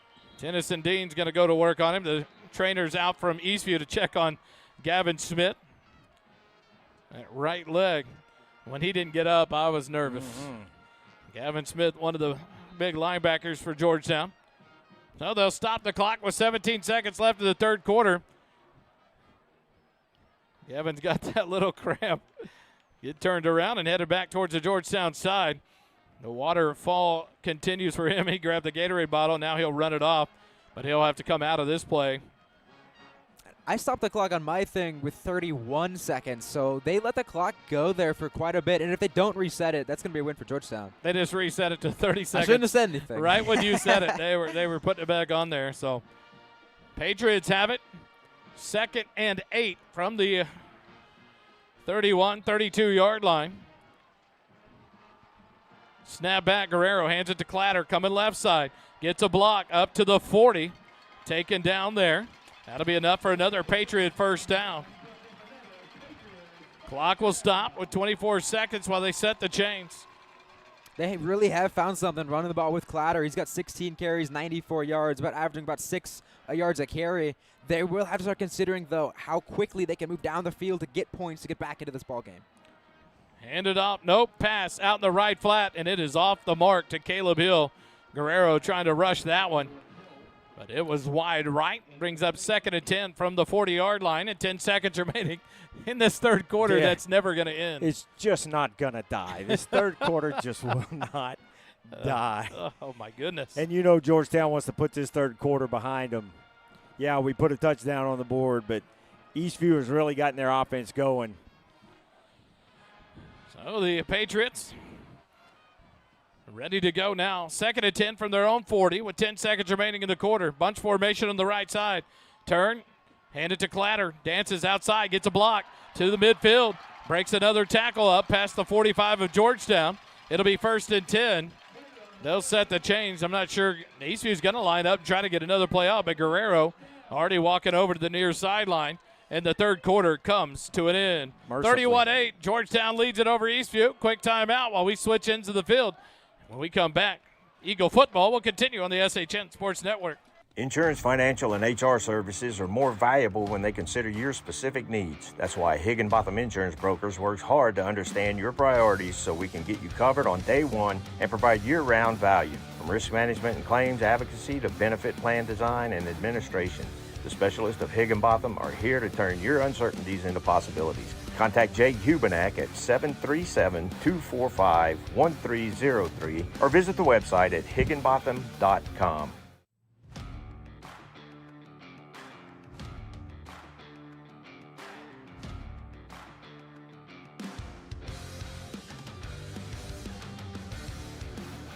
Back out of the quarter break we go.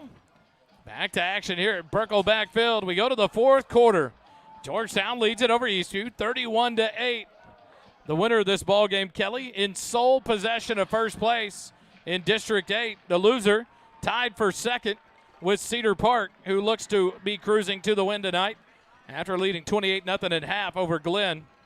But that battle will stay importantly tight, with Cedar Park and Georgetown still to meet on November 7th. Just such an important drive here for both of these teams. I would imagine there was a bit of a revival over there on that little huddle during that timeout between the quarters. 1st and 10 from the Georgetown 45. And Honeycutt gets the ball and gets blasted in the backfield. They back to the 46. He lost 2. I thought they were going to give him a 1-yard loss. He never got close to the line of scrimmage. A loss of 2 brings up 2nd and 12. Yeah, big time play there by Tyler Liner to just to fly through the offensive line, cut him off, and not only that, but he made the play himself too, wrapped him up behind the line of scrimmage, and that's the best way to stop a good run game is to get them behind the chains early and try and kind of take that run game away from them a little bit. I'd like to see some pressure here from this defense. You can't give Guerrero that much time to stay back there and hit his receivers. Most of his passes in the second half have been those short passes, but you got to disrupt that. 2nd and 12, Guerrero looking on the scramble, throws it out, and it is out of bounds. You're going to give him that catch. Wow, what a catch by Caleb Hill. I thought when his hands hit the ball, it was on the chalk on the outside of the turf. We'll go to the replay. The delay on the broadcast. But if it's a good catch, they could have called it a first down. I thought he was behind the line. 1st and 10 from the Georgetown 35. Snap back, handed off, Honeycutt right side, stacked up for a loss. Back to the 36-yard line, 2nd and 11. More importantly, the more Eastview runs the ball, the more the clock runs here in the fourth quarter. Looks like that ball actually bounced. 2nd and 11, under 10:50 left here in the ball game. 2 receivers left, 2 right. Clatter in the backfield to the right of Guerrero. Clap of the hands, fake, let the clock run. 15 seconds left on the play clock as Guerrero gets the call from the sideline. Clatter now to his left side, near side hash mark. 10 minutes, 30 seconds remaining. Snap back, Guerrero looking to pass. Pressured, gonna scramble. Being pressured by Gavin Smith. And he's taken down, a sack, and there comes a flag. If that's a late hit out of bounds, I don't understand it. The tackle began inbounds. I don't know what he's calling. And I've never seen a flag go backwards from a referee. We'll go to the crowd mic and see if we can pick up the call from the referee.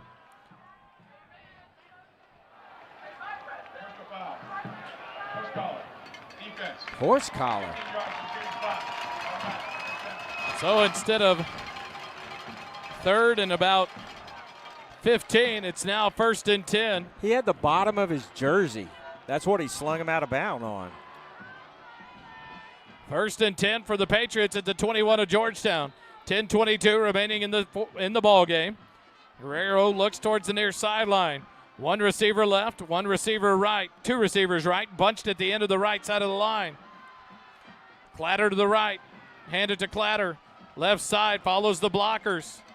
And Hill breaks a tackle inside the 15. Down to the 13-yard line. That's a gain of 8. Brings up 2nd and 2. This defense is going to have to come up with something nasty and start getting after these guys instead of letting them come to them, attack this football. And they're just not getting the penetration that they had in the first half. Guerrero, clap of the hands, now walks forward to the line, looks to the near sideline, gets the play call. 9:50 remaining in the ball game. 2nd and 2 from the Georgetown 13. Clatter to the right side of Guerrero, looking to pass. Pressure out in the right flat. Catch dropped by Caleb Hill. It would have been about a no gain on that one as he was coming back towards the line of scrimmage. But drops it. It's incomplete now, a 3rd and 2. But one thing, Kelly, I saw on that last run for Clatter going to the left is they're bringing all the linemen in just a line and pushing a pile forward, and Clatter's working through there. Yep. And so the Eagle, like you're saying, they're going to have to change up something to kind of crack through that line to break up the run. Big 3rd and 2, 9:38 remaining. Handed off, Clatter, right side, right up the middle, gets a push. Enough to the 10-yard line to get the Patriot first down before being driven backwards. So it'll be a Patriot 1st and goal from the 10-yard line of Georgetown. The clock continues to run, 9:20. They stop it at 9:24. You don't have to set the chain, just get the down marker, and we're ready to go. There goes the clock running. 1st and goal for the Patriots. 9:15 left. The clock runs here in the 4th quarter. 1st and goal from the 10. Snap back, Guerrero, swing pass, right flat, Clatter, drops it, get the ball. They called it a pass. You'd still like to see that effort from the Eagles regardless, just to go chase it down. But like as Wally said, that easily could have been a backwards lateral live football. So you always want to see them go after it. Yeah, it was slightly forward. Wally, they marked the ball outside the 10, so they shouldn't have stopped the clock to reset it because it's 2nd and 10 now at the 10.5 yard line. So a 2nd and 10, not 2nd and goal. Snap back, Guerrero, low snap, gets it, pressured, up the middle, runs away from pressure, then gets hit and dropped at the 5-yard line. They'll mark him forward about the 4.5. That'll be 3rd and about 4 because they have a chance for a first down about the half-yard line. But a big 3rd down here. The clock runs under 8:45 remaining in the ball game. Really interesting. They've called 2 pass plays on a drive and really a second half that they've been so effective running the ball. That time a QB keeper gets halfway to the first down. But I'm kind of surprised they're allowing him to throw the ball with how well they've run it. I wonder who's going to run this ball. Ishai Wuku, Tyson, the linebacker in the backfield, the big package. Guerrero runs right, pressured, hit, lost, sacked. He got popped, too. But I think can't tell if it's Adrian Provo. It is. Looks like his shoulder got. Tennyson Dean looks a little banged up, too. A big collision there, but a big loss on 3rd down. And now the regular linemen come back in. A regular package here for the Eastview Patriots on 4th and about 7.5. They're lined up on the 8-yard line. They can get a first down at the half-yard line. They don't get it or a touchdown. It's Eagle ball. 7:40, the clock runs. Snap back, Guerrero. False start, not called. Guerrero looking to pass, pressured. He's got an open look, throws on the run. The pass, incomplete. Incomplete, no flags. Turnover on downs. I think he was past the line of scrimmage, too, when he threw that football. But we'll take it. Georgetown's defense holds again. 2 big stands here in the second half after giving up the initial drive for a touchdown. And Georgetown's offense takes over with 7:31 remaining in the ball game, leading it 31-8. Guerrero knew where he was because he was at the line of scrimmage but not past it. So right call by the referees there. But the turnover on downs, big stop for this Eagle defense. Very much needed. And hopefully there'll be some running plays. The home side up stands seems to be vacating at a frequent pace with that turnover on downs and 7.5 minutes left in the ball game. As Georgetown takes over, McDougal up under center. Snap, hands it off. Walker, right side, gets a hole. 15, 20, 25, 30, 35. A big run. Why are we running the football? Great run. I'm at a loss, boys. I'm at a loss. We passed our 3rd quarter away. with a bunch of incompletions, and now we run it on the first play of the fourth quarter of possession, and Jet takes it all the way out to the 34-yard line.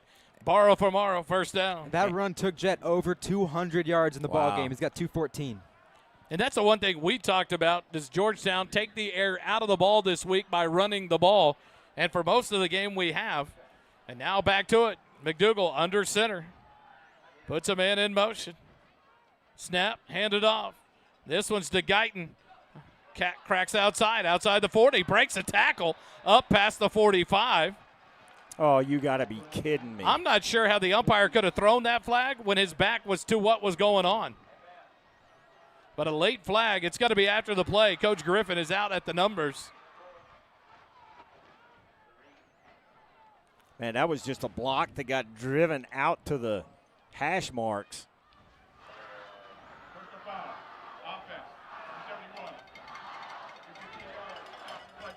Unbelievable. What seemed weird to me was the umpire was facing Georgetown stands, turns around after everything's done, and then throws the flag. So it seemed kind of odd that he listened to us. Maybe he heard something, but the line judge watching the play never threw the flag. Well, so, he just drove his man out to the hash marks and then put him on the ground. The thing is, it happened after the play, so it should be 1st and 10 once they mark off the 15 yards, not 1st and 15. They should fix this. And Coach Griffin is out past the numbers.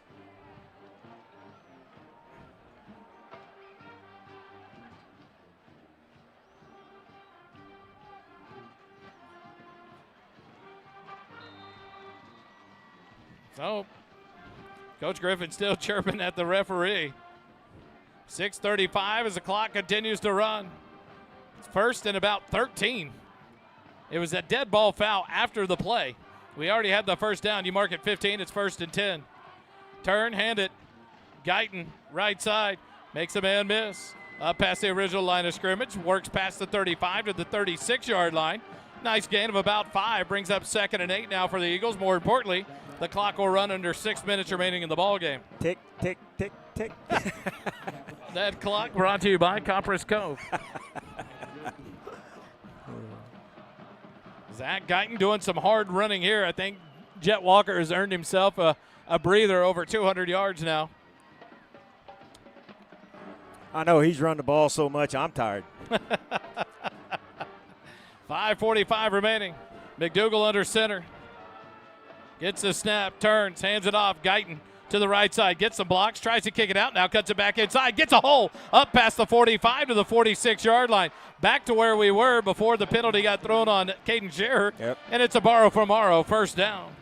I wonder if Eastview's going to start thinking about burning some timeouts. They got all 3 of their timeouts. They may have to start burning some timeouts to try to save some of this clock. 1st and 10 for Georgetown at the 46-yard line.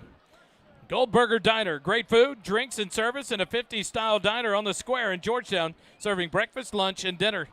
Located 109 West 7th Street. Go see them. The proud sponsor of the fourth quarter here on First Responder Broadcasting. Handoff right up the middle, up past to midfield. Goes Jet Walker for the Eagles, and then helps up the defenders that finally brought him down after a 4-yard gain.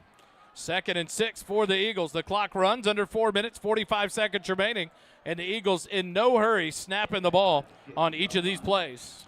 I like seeing this running game. I like seeing this clock run. The Eagles take their time getting the play call from the sideline. 4.5 minutes remaining. 10 seconds left. Mute buttons are good. Okay. Here on the play clock. McDougal under center. Bunch formation, 1 receiver right. McDougal will take the snap. Turn, hand it off. Walker, he'll come back to the left side this time, and then he'll be taken down there by Ishai Woku, number 0, Tyson.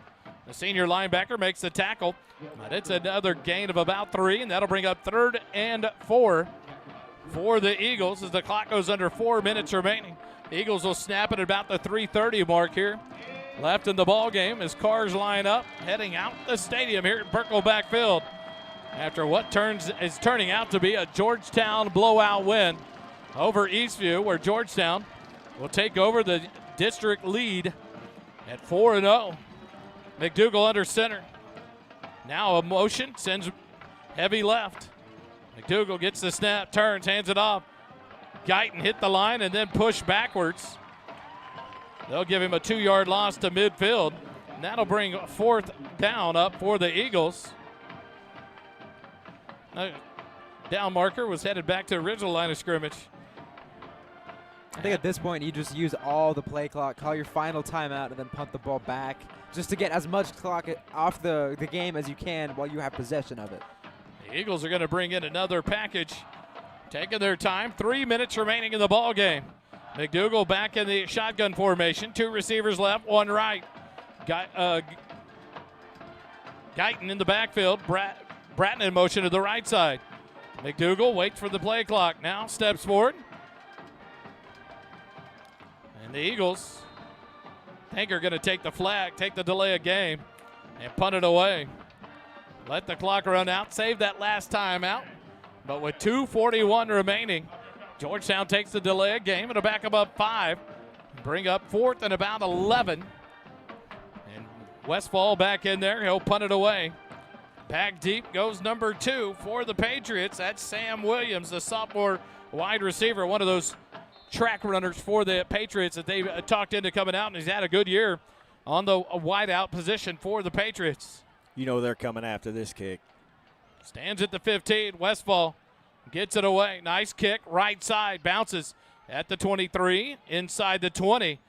The Eagles let it go. Takes a little back hop, and the Eagles will down it at the Patriot 20-yard line. 2:29 remaining in the ball game. Georgetown leads it 31-8. The Patriots will take over, 1st and 10 at their own 20.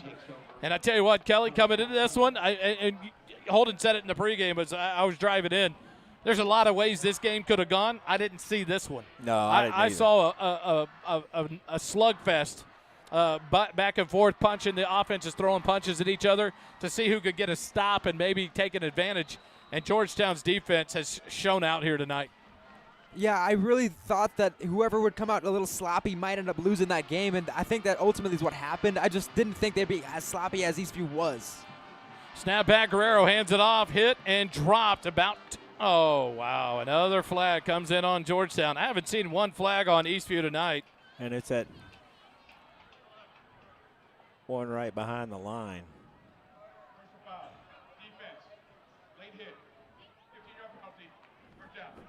The guy wasn't on the ground yet. The guy had left his feet tackling. And a late hit called on Georgetown. Coach Griffin is beside himself.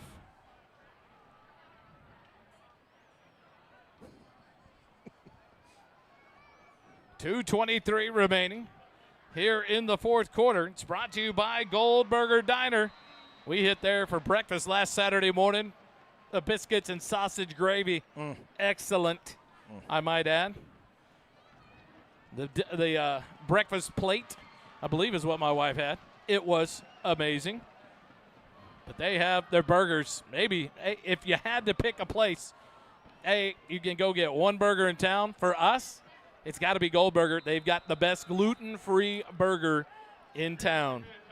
2-minute timeout here at Birkelback Field. Finally, we'll give our sponsors a shout-out. Eagle football continues in a moment.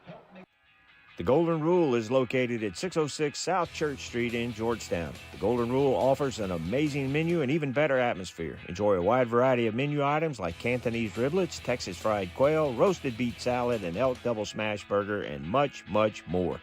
Join us for Sunday brunch with a delicious selection of food and drinks. Give the menu a look at goldenrulegtx.com. The Golden Rule, above all else, goodwill, friendship, and kind regard.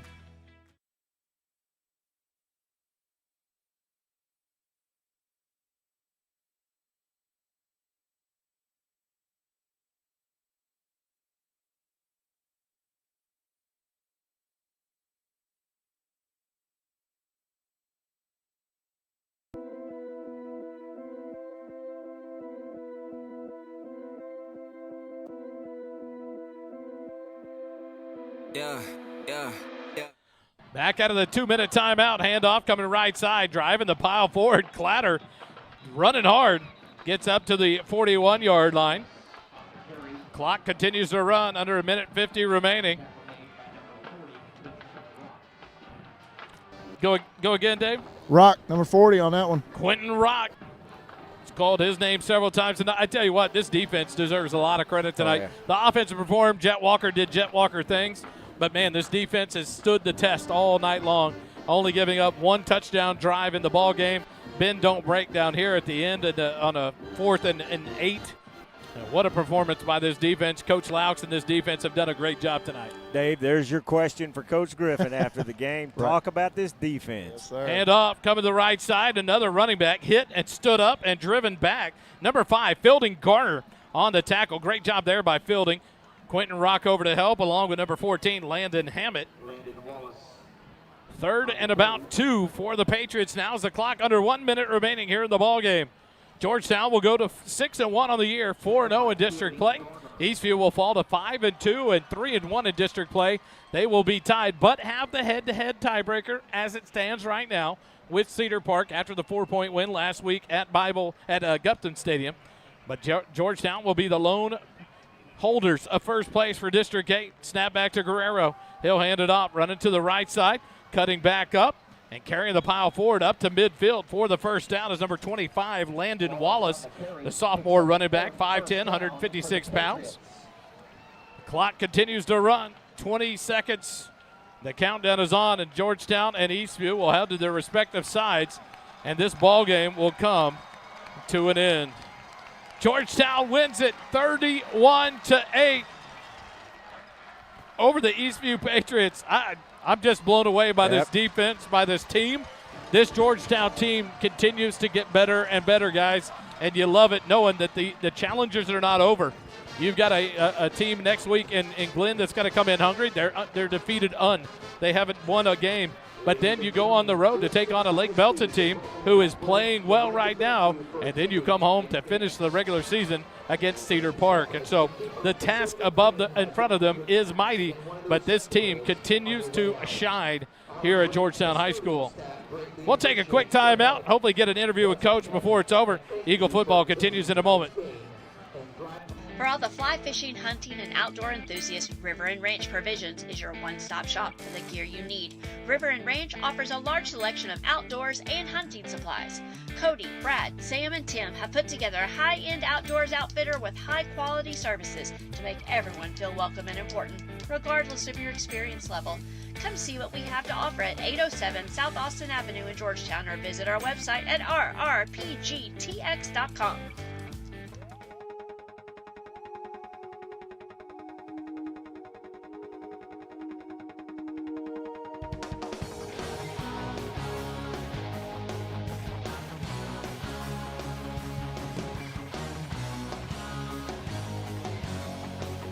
Struggling with addiction or know someone who is? There's light at the end of the tunnel, and it shines bright at the Oak Ridge Disciple House. As a 501c3 Christian ministry, they are dedicated to helping men aged 18 and older rebuild their lives free from the chains of drug and alcohol addiction. Be reminded, there's always hope, always a new beginning. Discover your fresh start with the Oak Ridge Disciple House. Proud supporters of Georgetown Eagle football, because just like the Eagles, the fight at Oak Ridge never dies. Find out more at oakridgedisciplehouse.com.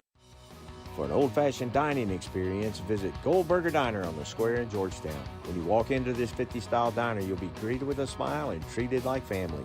Enjoy breakfast served anytime, or come for lunch or dinner and enjoy a great burger, chicken fried steak, old-fashioned liver and onions, or any of the great tasting food on our menu.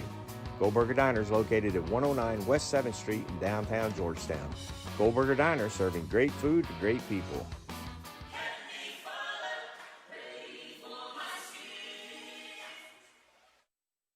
Back to Dave on the field with Coach Griffin. Coach, we didn't see this one coming in terms of we thought it was going to be a close one, but wow, hats off to this defense. You've got to be super proud of them, and then doing jet things, and your offense always coming through. Yeah, man, super proud of our defense. They played lights out, the whole game. Super proud of our offensive line. We knew we were going to run the football in this game. They did a great job. 6-1, 4-0 in district. Yep. Congratulations. Thanks, sir. Appreciate it. The Georgetown Eagles victorious 31-8 over the Eastview Patriots on away night. We were the guests, but we did not greet the home team kindly tonight here at Birkelback Field. Boys, I got to say, I'm kind of excited. Oh, yeah. We're back here at Burkle Backfield again next week. Well, y'all will be. I'm going to be out. Work calls, unfortunately. But have your boss call me. Yeah, what a great game for the Eagles tonight. And this is what you needed. This is what you wanted. Second half left some things to be desired on offense. But you get out of here with a win, and now you got sole possession of first place. Two things. One, Doppler Dave did a great job down on the sidelines running a camera and a microphone tonight. Heath jumping up top here, up on the deck to run the camera for the main camera tonight. A shout-out to one of our regular camera operators, Joe Lissa, tonight, out with Leighton and his baseball tournament. We missed you, but appreciate everything that you guys do. To Heath, he does a phenomenal job, and no questions asked up here and knocked it out. Dave down on the field tonight. Holden, your takeaway, this Georgetown big win tonight. Anything stick out to you? Go for it. Congratulations, reaching 5,000 yards. You're over 200 yards tonight. What does this win mean to y'all? It means everything. I mean, the guys in this program and the guys in this team, and even the coaches, I mean, I've known them since I was, kindergarten. So, to be able to accomplish that with these guys, I mean, it means the world to me. And I'm extremely blessed to, have the talents that God gave me and have the people around me to help me succeed. Congratulations, 4-0, top of district right now. Yes, sir. All right. Guys? Mr. Jet Walker doing Jet Walker type things tonight. But Holden, obviously the Jet Walker stats stick out to you tonight. This game, and not what I think a lot of people expected. I think they thought a big boxing match between these two offenses. Your thoughts on this ballgame? I think my thoughts can be summarized in one number. Cormac Guerrero had 100 total yards in this football game. Wow. And if you say that before the game, you know how this is going to end, because he was the big threat Georgetown had to worry about. He had 69 passing yards, 31 rushing yards at the end of the game. The end of the game, this Georgetown defense had just come out to play from the first drive to the last one. Even when you found a little something, they made the stand in the red zone. I think this was Georgetown's most complete game against a very, very talented football team. Cormac Guerrero came into the ballgame averaging just over 90 yards rushing per game and averaging just over, I believe it was 200 yards passing per game. Him and himself, on top of the other guys rushing 70, 80 yards a game. Clatter looked good tonight. That was an impressive running back who will be back for another year as a junior this year for Eastview. But I think, the biggest thing for me is when all else fails, you go to your Jet Walker and the performance that he continues to put for you. But this defense, they stepped up and showed me some things that from the beginning of the year to now, you dream about how good a defense can get, and this defense is doing amazing things. Kelly, your thought? I'm really proud of the defense. They played lights out tonight, and they desperately needed this game. And, the offense had some stuff to work on, but what a great win. Dave? I'll tell you what, guys, I was super nervous about this one. Hats off to Eastview. They've got a great football program, first-year coach. But you know what? Like Coach Griffin said, Georgetown's pretty good too. And we've got a lot of weapons. And just like y'all said, that defense is really growing up. They're really doing good. Bend don't break. They're at the end, only allowing 8 points to a very talented Eastview team. What a great rivalry this was this year. I love the reference back to Coach's interview. He gave a lot of credit to Coach Robertson and this Eastview team. They're a good football team. He said, those Georgetown teams pretty good too, and he's right. Yeah. This defense grew up tonight. This offense continues to perform. Congratulations to Coach Griffin, his staff, and the Georgetown Eagles. A big win tonight here at Birkelback as the visitors against Eastview. 31-8 your final. We got to give a shout-out to all of our sponsors. Thank you so much for making this possible here on the SHN Sports YouTube channel. First Responder Broadcasting, proud to bring you everything Georgetown sports on the SHN Sports channel. Thanks for being here with us tonight. For Dave down on the field, for Heath on the camera up top, to the producer that makes it all work behind the scenes, and we almost unmuted her tonight on the board, my wife, Cherry Ann. For Holden, for Kelly, for myself, Wally Harmon, thank you guys for joining us. Georgetown wins it 31-8 over Eastview. They are in first place in district, 4-0 on the year. Also want to remind folks, check in Monday or Tuesday, and we will be posting up G-Town Breakdown with Holden Tuma to review tonight's game and look forward to next week's. It's always brought to you by Graham & Sons Land and Cattle Company, proud sponsors of Georgetown Eagle football and the First Responder Broadcasting team. Thanks for joining us tonight. Georgetown wins it. Have a good weekend, and remember, it doesn't cost you a dime to be kind. Have a good night, everybody.